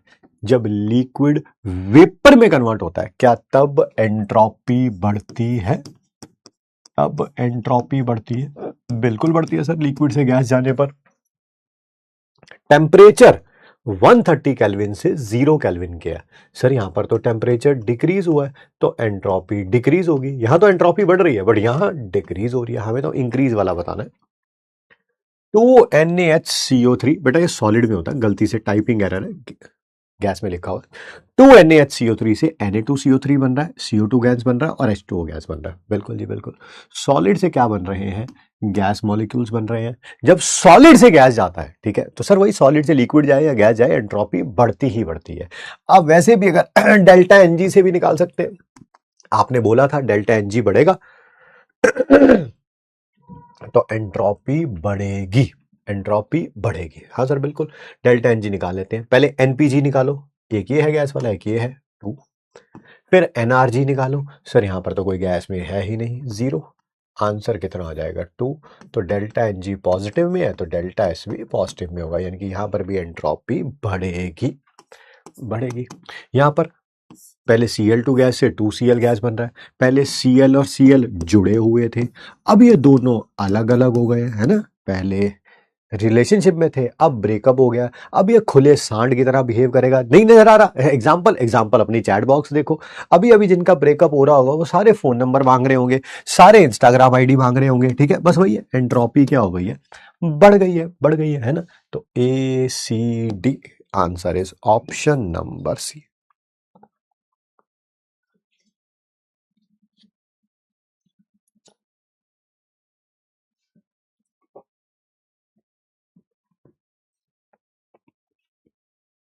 किस केस में एंट्रोपी चेंज नेगेटिव होगा, इवेपोरेशन ऑफ वाटर में? नो सर, जब भी लिक्विड से गैस जाता है तो एंट्रोपी बढ़ती है सर, है ना, डेल्टा एस पॉजिटिव आएगा।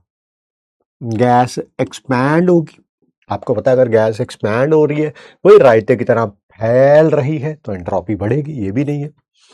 सब्लिमेशन होगा सॉलिड से गैस जाने पर, हाँ सर बिल्कुल, सॉलिड से लिक्विड जाओ या गैस जाओ तो एंट्रोपी बढ़ती है, ये भी आंसर नहीं है। इनमें भी बढ़ रही है, इसमें बढ़ रही है, हमें तो नेगेटिव बताना है। ये देखो यहां पर दोनों H अलग अलग थे, अब ये H2 बन गए, दो जनों का ब्रेकअप हुआ था, अब मेकअप हो गया, है ना। अब ये वाला लड़का जो है, अब ये वाला लड़का जो है, ये चैट बॉक्स में मांग सकता है, किसी और लड़की का नंबर नहीं मांग सकता। मांग के देखे सही, जो इसके साथ वाली है ना, इसका गला दबा दिया उसने, फिर कहना तुम, ठीक है। यही भी एंट्रोपी चेंज नेगेटिव है, रायता फैलना बंद हो गया भाई।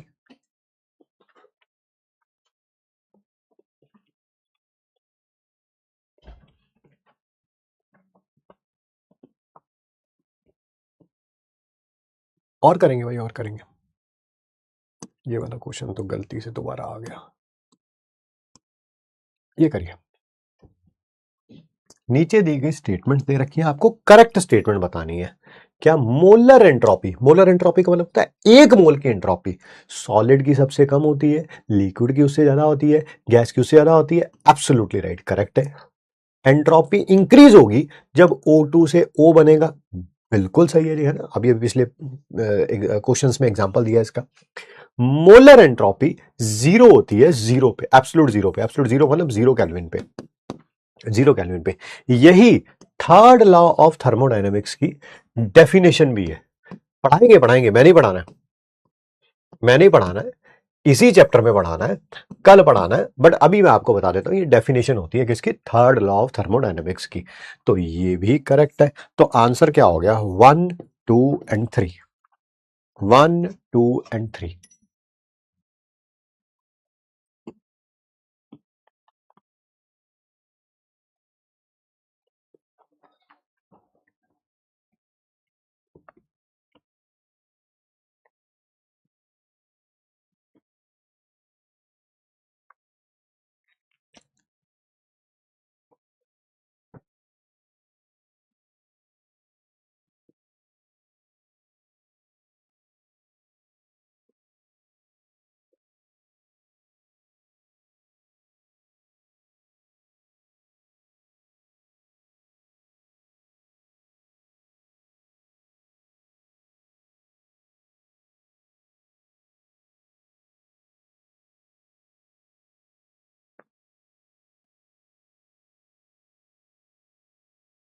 कर दिया भाई, ए है, ए है, ए है। क्या दे रखा है, वाटर जो लिक्विड स्टेट में होता है वो ज्यादा स्टेबल होता है आइस से, as compare to at room temperature. बिल्कुल सही कह रहे हैं, रूम टेम्परेचर का मतलब होता है जनरली हम लोग मान लेते हैं 25 डिग्री सेल्सियस यानी कि 298 केल्विन। क्या 298 केल्विन पे वाटर लिक्विड स्टेट में होता है? लिक्विड में होता है obviously, right now room temperature 25 ही है लगभग। तो और ज्यादा स्टेबल होता है, हाँ ज्यादा स्टेबल होता है, तभी तो वो लिक्विड स्टेट में पाया जाता है। क्या लिक्विड फॉर्म में ज्यादा एंट्रोपी होती है एज कंपेयर टू आइस? बिल्कुल सर, ये भी करेक्ट है, बट क्या ये इसको एक्सप्लेन कर रहा है? बिल्कुल भाई, दो ही चीजें थी, वो बता था ना, लिक्विड से गैस जाने वाला जो वही रात को ढक्कन रख के सो गए थे एंड ऑल दैट, ठीक है। जब भी कोई प्रोसेस स्पॉन्टेनियस है, यानी कि H2O सॉलिड से H2O लिक्विड में जा रहा है, यही होना ना रूम टेम्परेचर पे? हाँ सर, दो ही चीजें थी जो प्रोसेस को स्पॉन्टेनियस बनाती थी, या तो एंथैल्पी, या तो ये नेगेटिव होना चाहिए, और या ये पॉजिटिव। दोनों में से कोई एक चीज होगी, दोनों भी हो सकती है, मैं मना नहीं कर रहा हूं, दोनों में से कोई एक चीज होगी जो प्रोसेस को स्पॉन्टेनियस बना रही होगी। आप बताइए इस प्रोसेस को 25 डिग्री सेल्सियस पे कौन स्पॉन्टेनियस बना रहा है? डेल्टा एच तो नहीं बना सकता, यहां से यहां जाने पर तो डेल्टा एच पॉजिटिव होता है सर, हीट एब्जॉर्ब करनी पड़ती है सर, ये तो है नहीं, तो फिर यही होगा, यही होगा स्पॉन्टेनियस होने का रीजन, और कोई हो ही नहीं सकता, और कोई हो ही नहीं सकता। तो answer is option number A. Entropy ice की लेस होती है देन वाटर, कह सकते हैं जी, सॉलिड स्टेट में कम होती है। आइस की केज लाइक स्ट्रक्चर होती है, ये भी करेक्ट है, बट केज लाइक होने से, केज लाइक ऐसी स्ट्रक्चर होती है बेटा, आप लोग पढ़ेंगे भी इनऑर्गेनिक केमिस्ट्री में।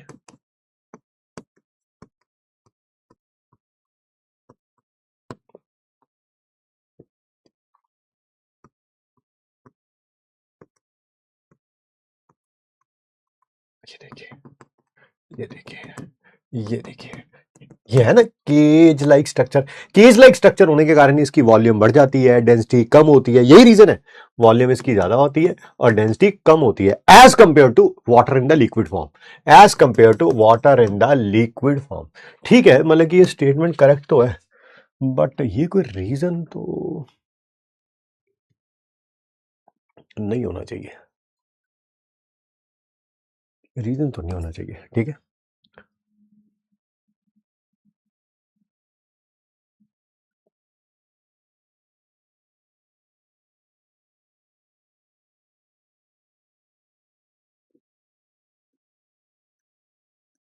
आगे बढ़ते हैं बेटा।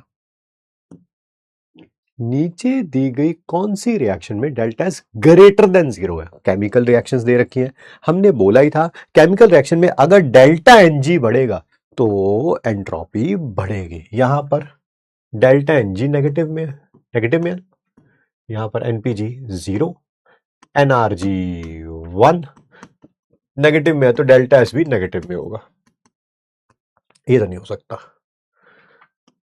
NaCl एक्वस से सॉलिड में जा रहा है, पहले एक्वस फॉर्म में था, अब सॉलिड फॉर्म में जा रहा है, ये भी नहीं हो सकता।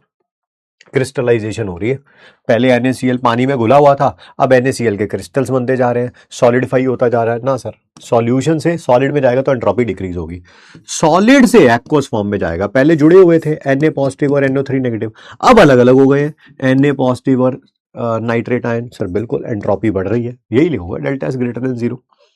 यहां पर भी डेल्टा एनजी नेगेटिव है, डेल्टा एनजी यही है ना 2-4, तो डेल्टा एस भी नेगेटिव है।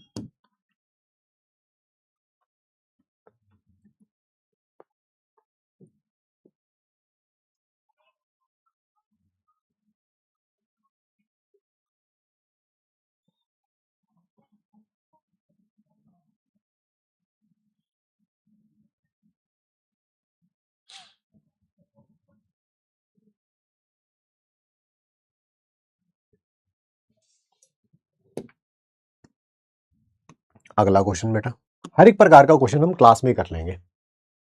5 mole of an ideal gas expand reversibly.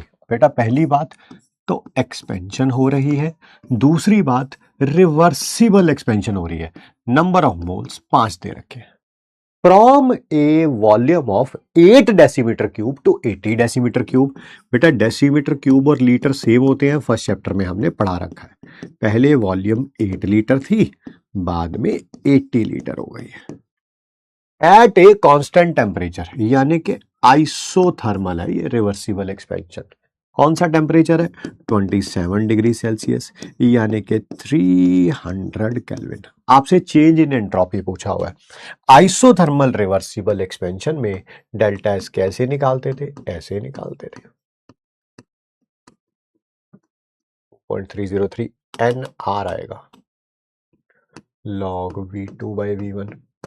क्यों सर टी कहां चला गया? अरे वो तो क्यू था ना, Q/T आना था ना, तो टी से टी कैंसल आउट हो गया। तो 2.303 को 2.3 लिख लूं? बिल्कुल सर। इसको 5 लिख लूं? Yes sir. Sir answer joule में दे रखा है तो आर की वैल्यू भी जूल में ही रखेंगे, 25/3 लिख लूं? बिल्कुल सर। log V2 कितना है? 80। V1 कितना है? 8। log 10 आ गया। log 10 की वैल्यू 1 होती है। कितनी होती है? 1 होती है। तो आइए बेटा 2.3 को 5 से करूंगा तो 23 को 5 से करते हैं तो कितना होता है यार? 115, यानी कि 11.5। अब इसको सॉल्व कर लेना यार, इसको सॉल्व कर लेना। 100 के आसपास आएगा, 100 के आसपास आएगा, 100 के आसपास। एक ही आंसर दे रखा है, option number C.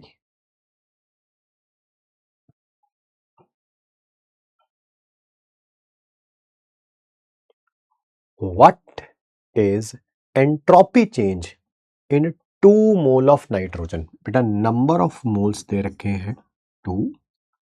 when its temper when the its temperature is 2 taken, ये क्या होता है? पता नहीं यार क्या है ये। when its temperature is 2 taken, पता नहीं भाई ये क्या है when its temperature is 2 taken।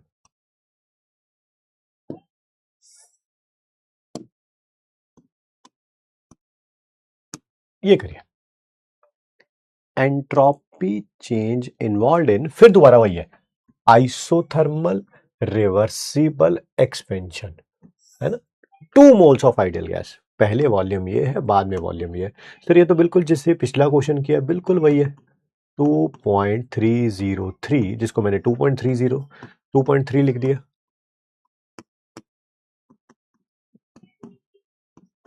N की जगह कितना लिखूंगा? कितने मोल्स है बेटा? 2। आर की जगह फिर वही 25/3 लिख लो या 8.314 लिख लो, आपकी इच्छा।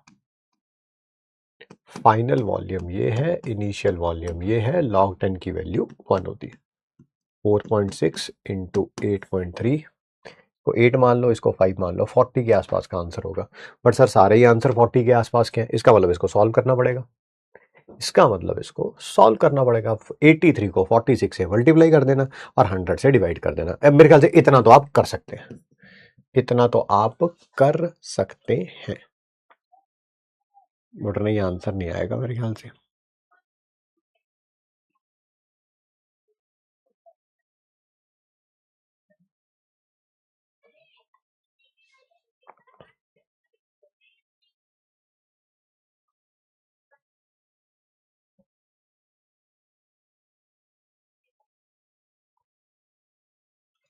एक बार करना मल्टीप्लाई।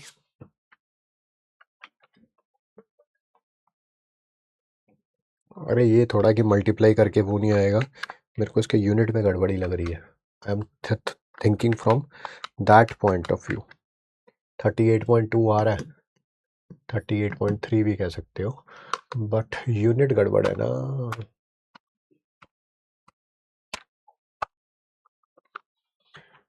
देखो डेल्टा एस होता है Q/T।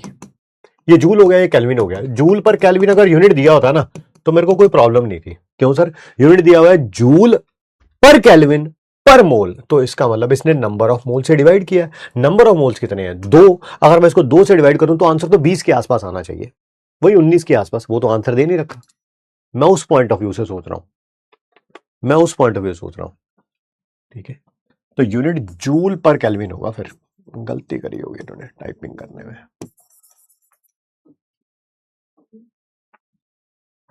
ठीक है।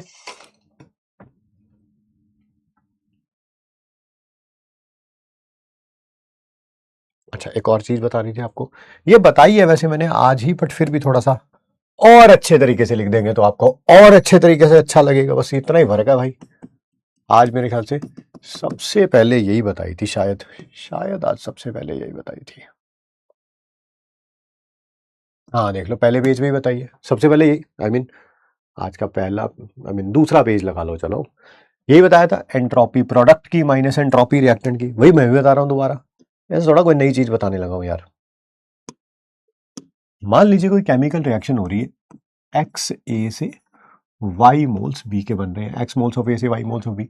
अगर आपको एंट्रोपी चेंज निकालना है, बहुत सारे तरीके हैं, एक तो क्यू बाई टी से निकाल लो, वो भी पता ही है सर आपको, एक और तरीका भी है, moles into entropy of product, वही submission minus moles into entropy of reactant. ये एंट्रोपी प्रोडक्ट की है, ये एंट्रोपी रिएक्ट। अच्छा, प्रोडक्ट माइनस रिएक्टेंट लगाना है, जैसे एंथैल्पी ऑफ फॉर्मेशन में लगाते थे, बिल्कुल बस वही वही लगाना, वही लगाना। सर क्वेश्चन करा दीजिए, ये लीजिए क्वेश्चन करिए। Find the entropy change in this reaction. ये Fe2O3 की दे रखी है, Fe की दे रखी है, H2 की दे रखी है, H2O लिक्विड की दे रखी है, करिए। तो डेल्टा एस कैसे निकलेगा, entropy of product minus reactant, यानी कि 2 into entropy of iron that is 30 plus 3 into entropy of H2O that is 70 minus 1 into entropy of Fe2O3 plus 3 into entropy of H2O। 160 और 90, सॉरी 360 और 90 450, और ये 60 और 270 में से 450 जाएंगे तो माइनस 180 हो जाएगा। यूनिट जूल पर केल्विन पर मोल, क्योंकि सबका यूनिट वही है, जूल पर केल्विन पर मोल।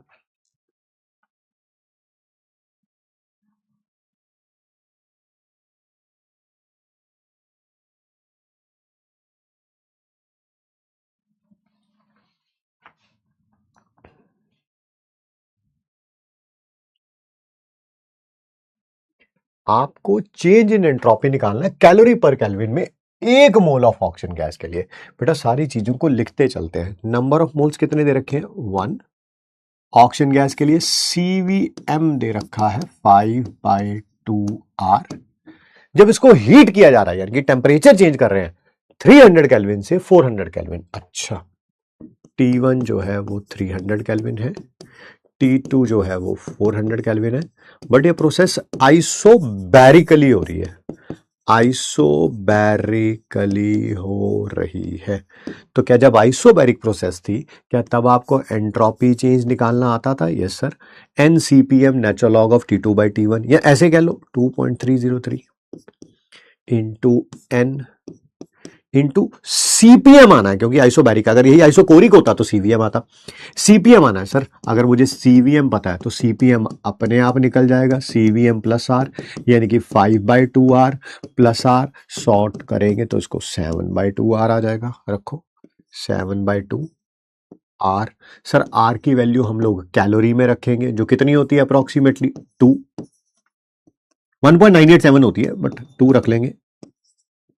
लॉग ऑफ T2/T1 यानी कि 400/300, लॉग ऑफ 4/3 आ गया। सर नहीं नहीं नहीं, नेचुरल लॉग की वैल्यू दे रखी है तो कोई टेंशन वाली बात नहीं है, कोई टेंशन वाली बात नहीं है। मैं इसको नेचुरल लॉग लिख देता हूँ, 2.303 हटा दिया मैंने, उसमें कौन सी बड़ी बात है, 2 से 2 cancel out. Natural log of 4 की वैल्यू कितनी होगी, नहीं सर नेचुरल लॉग ऑफ 2 की वैल्यू दे रखी है। अरे यार, क्या इस 7 को कॉमन निकाल लो, इसको ऐसे लिख सकता हूँ, natural log of 4 minus natural log of 3। बिल्कुल सर लिख सकते, क्यों नहीं लिख सकते। लॉग m अपॉन n क्या होता है, log m minus log n। बिल्कुल, क्या मैं इस 4 को ऐसे लिख सकता हूँ, नेचुरल लॉग ऑफ 2 का स्क्वायर। सर बिल्कुल लिख सकते हैं। लॉग m की पावर n क्या होता है, लॉग m की पावर n क्या होता है सर, n लॉग m होता है, तो पावर आगे आ गई। अब वैल्यू दे रखी है आपको, वैल्यू दे रखी है, नेचुरल लॉग ऑफ 2 की वैल्यू 0.7 है, नेचुरल लॉग ऑफ 3 की वैल्यू 1.1 है, ये 1.4 हो गया, 1.4 में से 1.1 गया तो कितना हो गया, 0.3 हो गया। तो आंसर आ जाएगा 7 इंटू 0.3, यानी कि कितना आ जाएगा ये 2.1 कैलोरी पर केल्विन। ठीक है सर। नेक्स्ट बात करेंगे, इसी क्वेश्चन को करना है, दोबारा करना है, आइसोकोरिकली करना है, यानी कि सिर्फ इतना फर्क आएगा कि यहां पर डेल्टा एस के फॉर्मूले में एन सीवीएम आ जाएगा सर, बस सीवीएम आ जाएगा। बाकी सब तो आपने सॉल्व किया ही हुआ था। यहां पर 5/2 आर आ जाएगा, इसको तो सॉल्व किया ही हुआ है आपने, इसको तो ऑलरेडी सॉल्व किया ही हुआ है आपने सर। इसको सॉल्व करके आया था 0.3, बिल्कुल सही कह रहे हैं आप, एब्सोल्युटली राइट, एब्सोल्युटली राइट। 1.5 आएगा सर, 1.5 आएगा।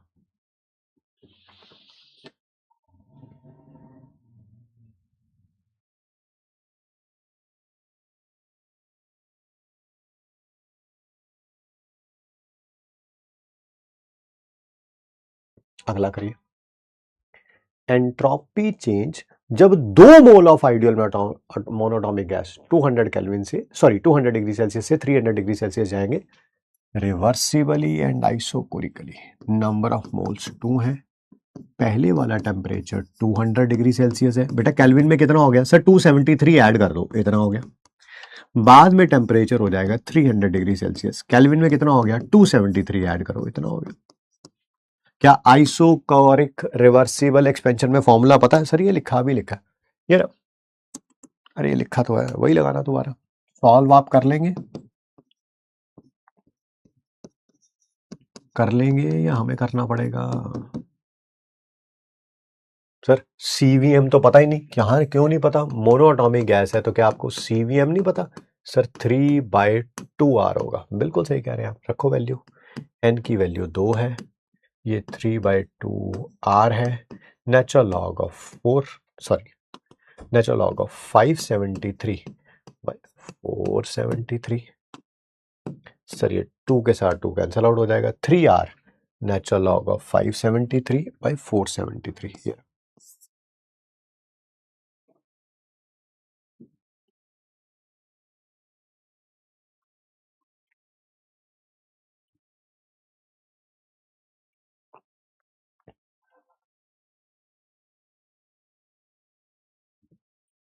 ये पढ़िएगा,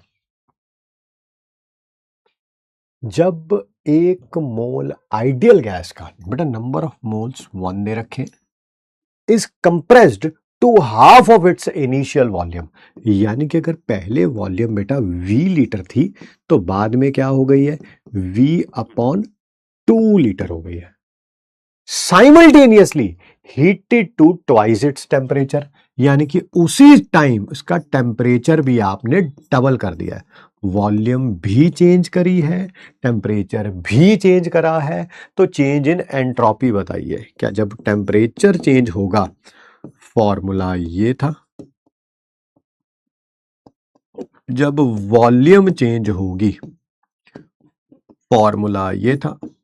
अरे आइसोथर्मल के लिए, ये आइसोकोरिक के लिए, जब वॉल्यूम चेंज हो रही है तब ये लगाऊंगा, जब टेम्परेचर चेंज, सॉरी जब वॉल्यूम चेंज हो रही है तब ये लगाऊंगा, जब टेम्परेचर चेंज हो रहा है तब ये लगाऊंगा। ठीक है, यही किया था जब टेम्परेचर और वॉल्यूम दोनों चेंज हो रहे थे, जब टेम्परेचर और वॉल्यूम दोनों चेंज हो रहे थे, यही था वो। टेम्परेचर चेंज हो रहा है, सॉरी टेम्परेचर कांस्टेंट है, वॉल्यूम कांस्टेंट है, टेम्परेचर वही, यही दोनों लिखे और कोई नई चीज थोड़ा लिख दी है यार मैंने।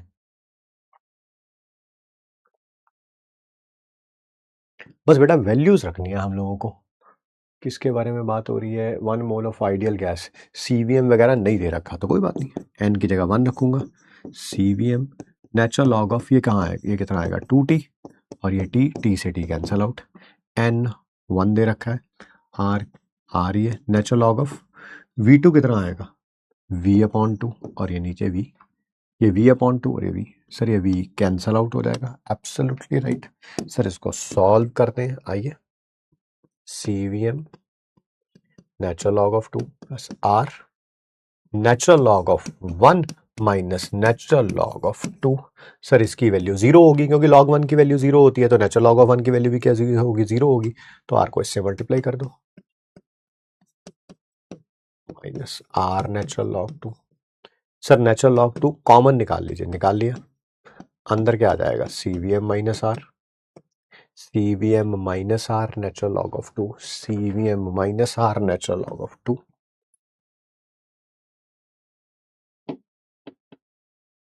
बेटा हर एक प्रकार का क्वेश्चन हम क्लास में कर रहे हैं ताकि आपको बाद में किसी प्रकार की परेशानी ना हो। विल नॉट फेस समथिंग कि नहीं यार ये वाला क्वेश्चन नहीं कराया, वैसा वाला क्वेश्चन नहीं कराया।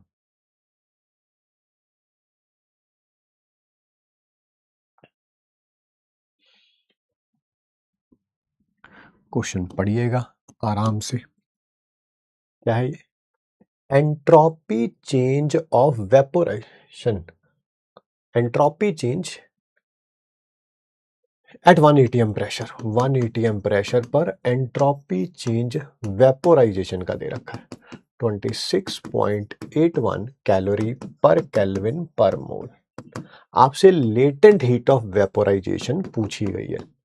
पता नहीं अब आपको ने सॉल्यूशन चैप्टर कितना रिवाइज कर रखा है या नहीं कर रखा है। वैसे मैंने वहां पे बताया था कि लेटेंट हीट ऑफ वेपोराइजेशन 1 ग्राम के लिए होती है, बट फिर भी इसके यूनिट चेक करना, अगर यूनिट 1 मोल के लिए दे रखे होंगे तो ये लेटेंट हीट ऑफ वेपोराइजेशन 1 ग्राम के लिए नहीं है, 1 मोल के लिए है। अब देखो यूनिट क्या दे रखे हैं, मोल में दे रखे हैं, तो इसका मतलब एंथैल्पी ऑफ वेपोराइजेशन पूछी हुई है। क्या इन दोनों का आपस में कोई रिलेशन होता है? बिल्कुल होता है सर।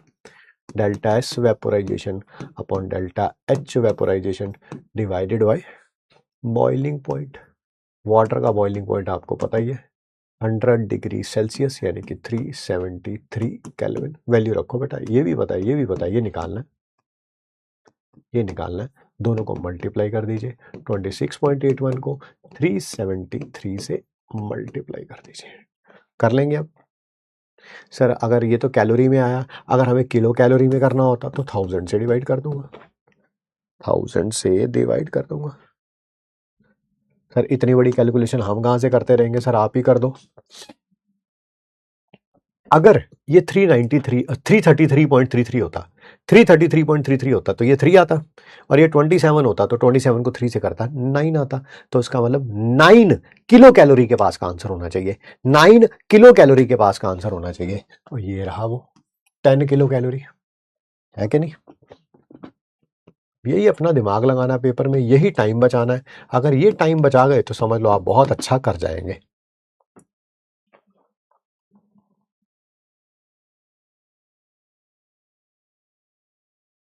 एक मेरे को और चीज बतानी थी, यहां से मेरे को याद आई, बड़ी शानदार चीज बता रहा हूं मैं।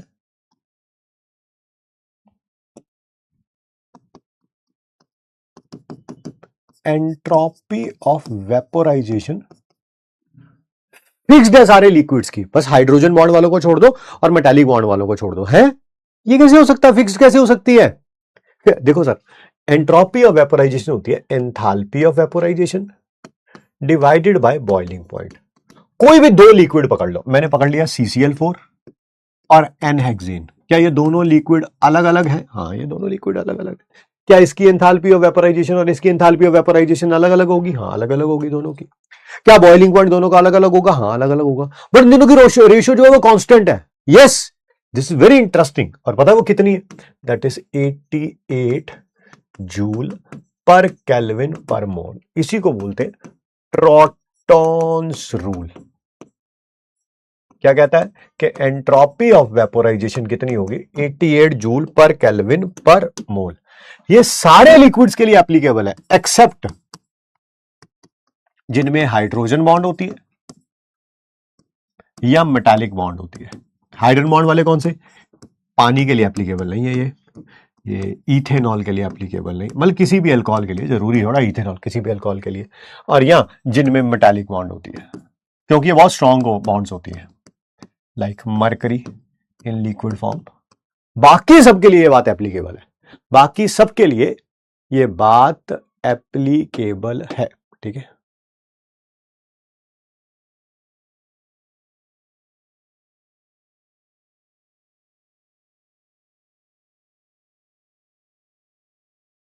बड़ा इंटरेस्टिंग लगता है मेरे को ये ट्रॉटॉन्स रूल ना, क्योंकि सबकी एंट्रोपी ऑफ वेपोराइजेशन फिक्स्ड है।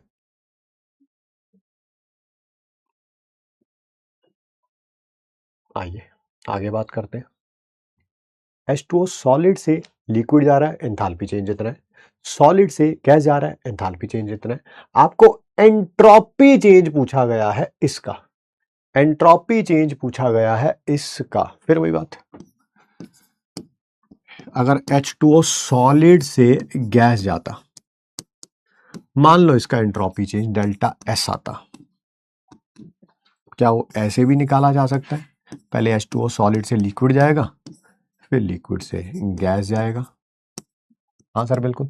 सर आप वही लिख रहे हो, entropy of sublimation is equal to entropy of fusion और एंट्रोपी ऑफ वेपोराइजेशन को ऐड करके, बिल्कुल वही लिख रहा हूं मैं, बिल्कुल वही लिख रहा हूं, कोई टेंशन वाली बात है ही नहीं। Delta S is equal to delta S1 plus delta S2। जब सॉलिड से लिक्विड जा रहा है, सॉलिड से लिक्विड जा रहा है, डेल्टा एच दे रखा है, यस, आप टी केल्विन से डिवाइड कर देना, वही हीट बाय वही enthalpy of fusion divided by जो भी है इसका मेल्टिंग पॉइंट। अब यहां पर क्या आ जाएगा, डेल्टा S2, लिक्विड से गैस जा रहा है, इसका डेल्टा एच, इसको डेल्टा H1 बोल देता हूँ, इसको डेल्टा H2 बोल देता हूँ। तो H1 ये H2 डिवाइडेड बाय टी। बेटा डेल्टा H1 की वैल्यू x दे रखी है, अरे यही तो निकालनी है, सॉरी बेटा, सॉरी सॉरी सॉरी, यही तो निकालनी है, यही तो निकालनी है, यही तो निकालनी है, सॉरी है, यही तो निकालनी है, लिक्विड से गैस वाली तो निकालनी है, ये दे रखी है सॉलिड से गैस वाली, सॉलिड से गैस वाली दे रखी है, सॉलिड से गैस वाली दे रखी है, सॉलिड से गैस वाली दे रखी है, x2 बाई टी। क्या डेल्टा S2 आ जाएगा, क्या डेल्टा S2 आ जाएगा, that is x2 by T minus x1 by T. Sir 1 by T common निकाल लो, अंदर से x2 माइनस x1, यही होगा।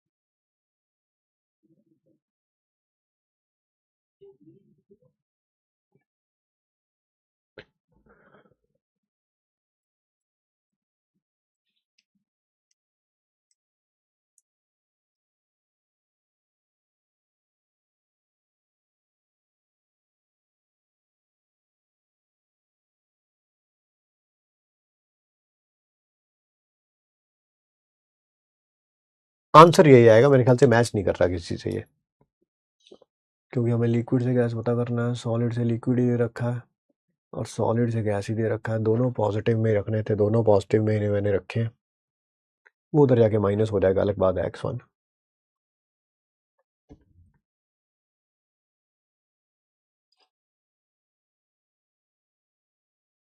यही आंसर है भाई, यही आंसर है।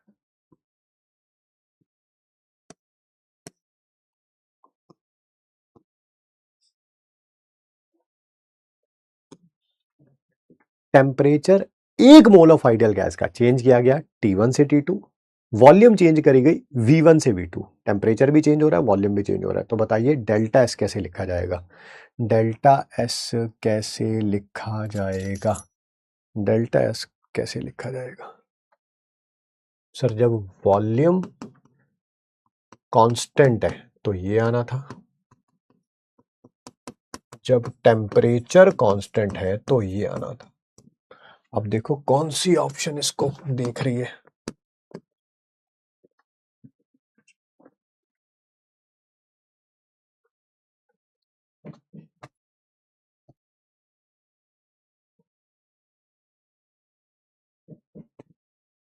एन की जगह 1 रख दो, रख दिया सर, एन की जगह 1 रख दिया, ये आना चाहिए।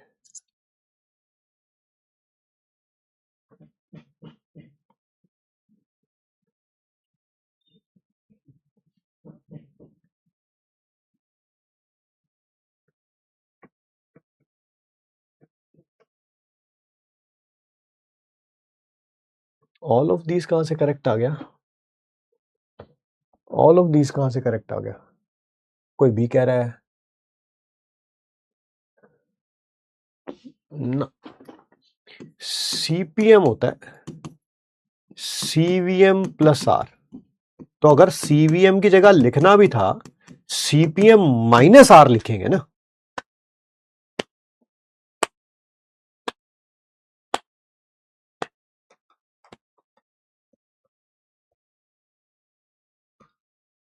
मान लो मैंने लिख भी दिया यहां पे सीपीएम माइनस आर, मान लो लिख भी दिया, कोई बात नहीं।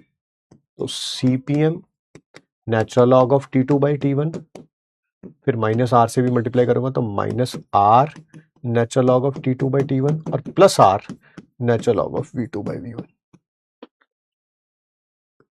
तो CPM natural log of T2 by T1, तो यहाँ जो भी आएगा, आई मीन आंसर सीपीएम जो भी आएगा, अभी मैंने किया भी नहीं है उसको, कि natural log of T2 by T1 में जो है वो अपना आई मीन इसको सिंप्लीफाई कर लूं, बट आंसर में तो सीपीएम आएगा ना, सीवीएम थोड़ा आ सकता है। सर प्रेशर कांस्टेंट होगा।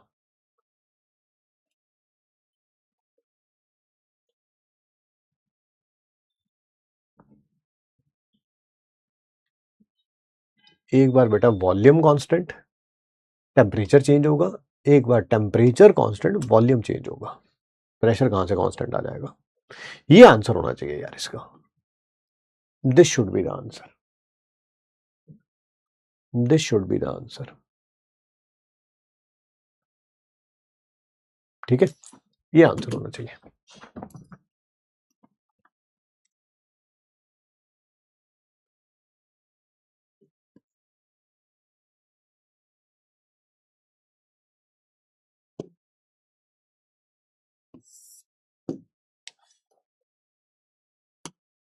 इसी के साथ बेटा हमारी आज की क्लास फिनिश होती है। अब हम मिलेंगे आपसे कल। ठीक है, आपका मर्ज्ड क्वेश्चंस जो हैं वो बन चुके हैं, बस मेरे को टाइपराइटर को देने हैं, वो इकट्ठा करते हैं, थोड़ा सा फॉर्मेट चेंज होता है, उनका सिस्टम होता है, मुझे नहीं पता वो क्या होता है। तो मोस्ट प्रॉब्ली आज रात तक आ जाएगा, आज लग जाएगा, नहीं तो कल सुबह 7 बजे तो आपको लगा हुआ मिलेगा ही मिलेगा, है ना। कल सुबह 7 बजे तो आपको मिला हुआ, मैंने अपनी तरफ से जितना काम करना होता है वो मैंने काम कर दिया हुआ है। ठीक है, दूसरी बात, एक और बात करनी थी आपसे। हाँ, कल टेस्ट है आपका थर्मोडायनेमिक्स का, लेक्चर 1 से लेके लेक्चर 6 तक वो करेंगे। मुझे उम्मीद है कि कल हम ये चैप्टर खत्म कर लेंगे, है ना। क्लास काफ़ी अच्छी गई आज की ना, है ना। आई नो दैट की क्लास अच्छी गई है। ठीक है, क्योंकि एम्पल अमाउंट ऑफ क्वेश्चन हमने प्रैक्टिस कर लिया है, एंट्रोपी चेंज में कुछ और बचा नहीं है। ठीक है, वेलकम वेलकम वेलकम वेलकम, बहुत बढ़िया है, बहुत बढ़िया बहुत बढ़िया। ठीक है, मिलते हैं हम आपसे नेक्स्ट क्लास में। रिवाइज जरूर करके आएगा, जितना रिवाइज करेंगे उतना ज़्यादा शाइन करेंगे। मिलते हैं आपसे नेक्स्ट क्लास में। Thank you so much to all my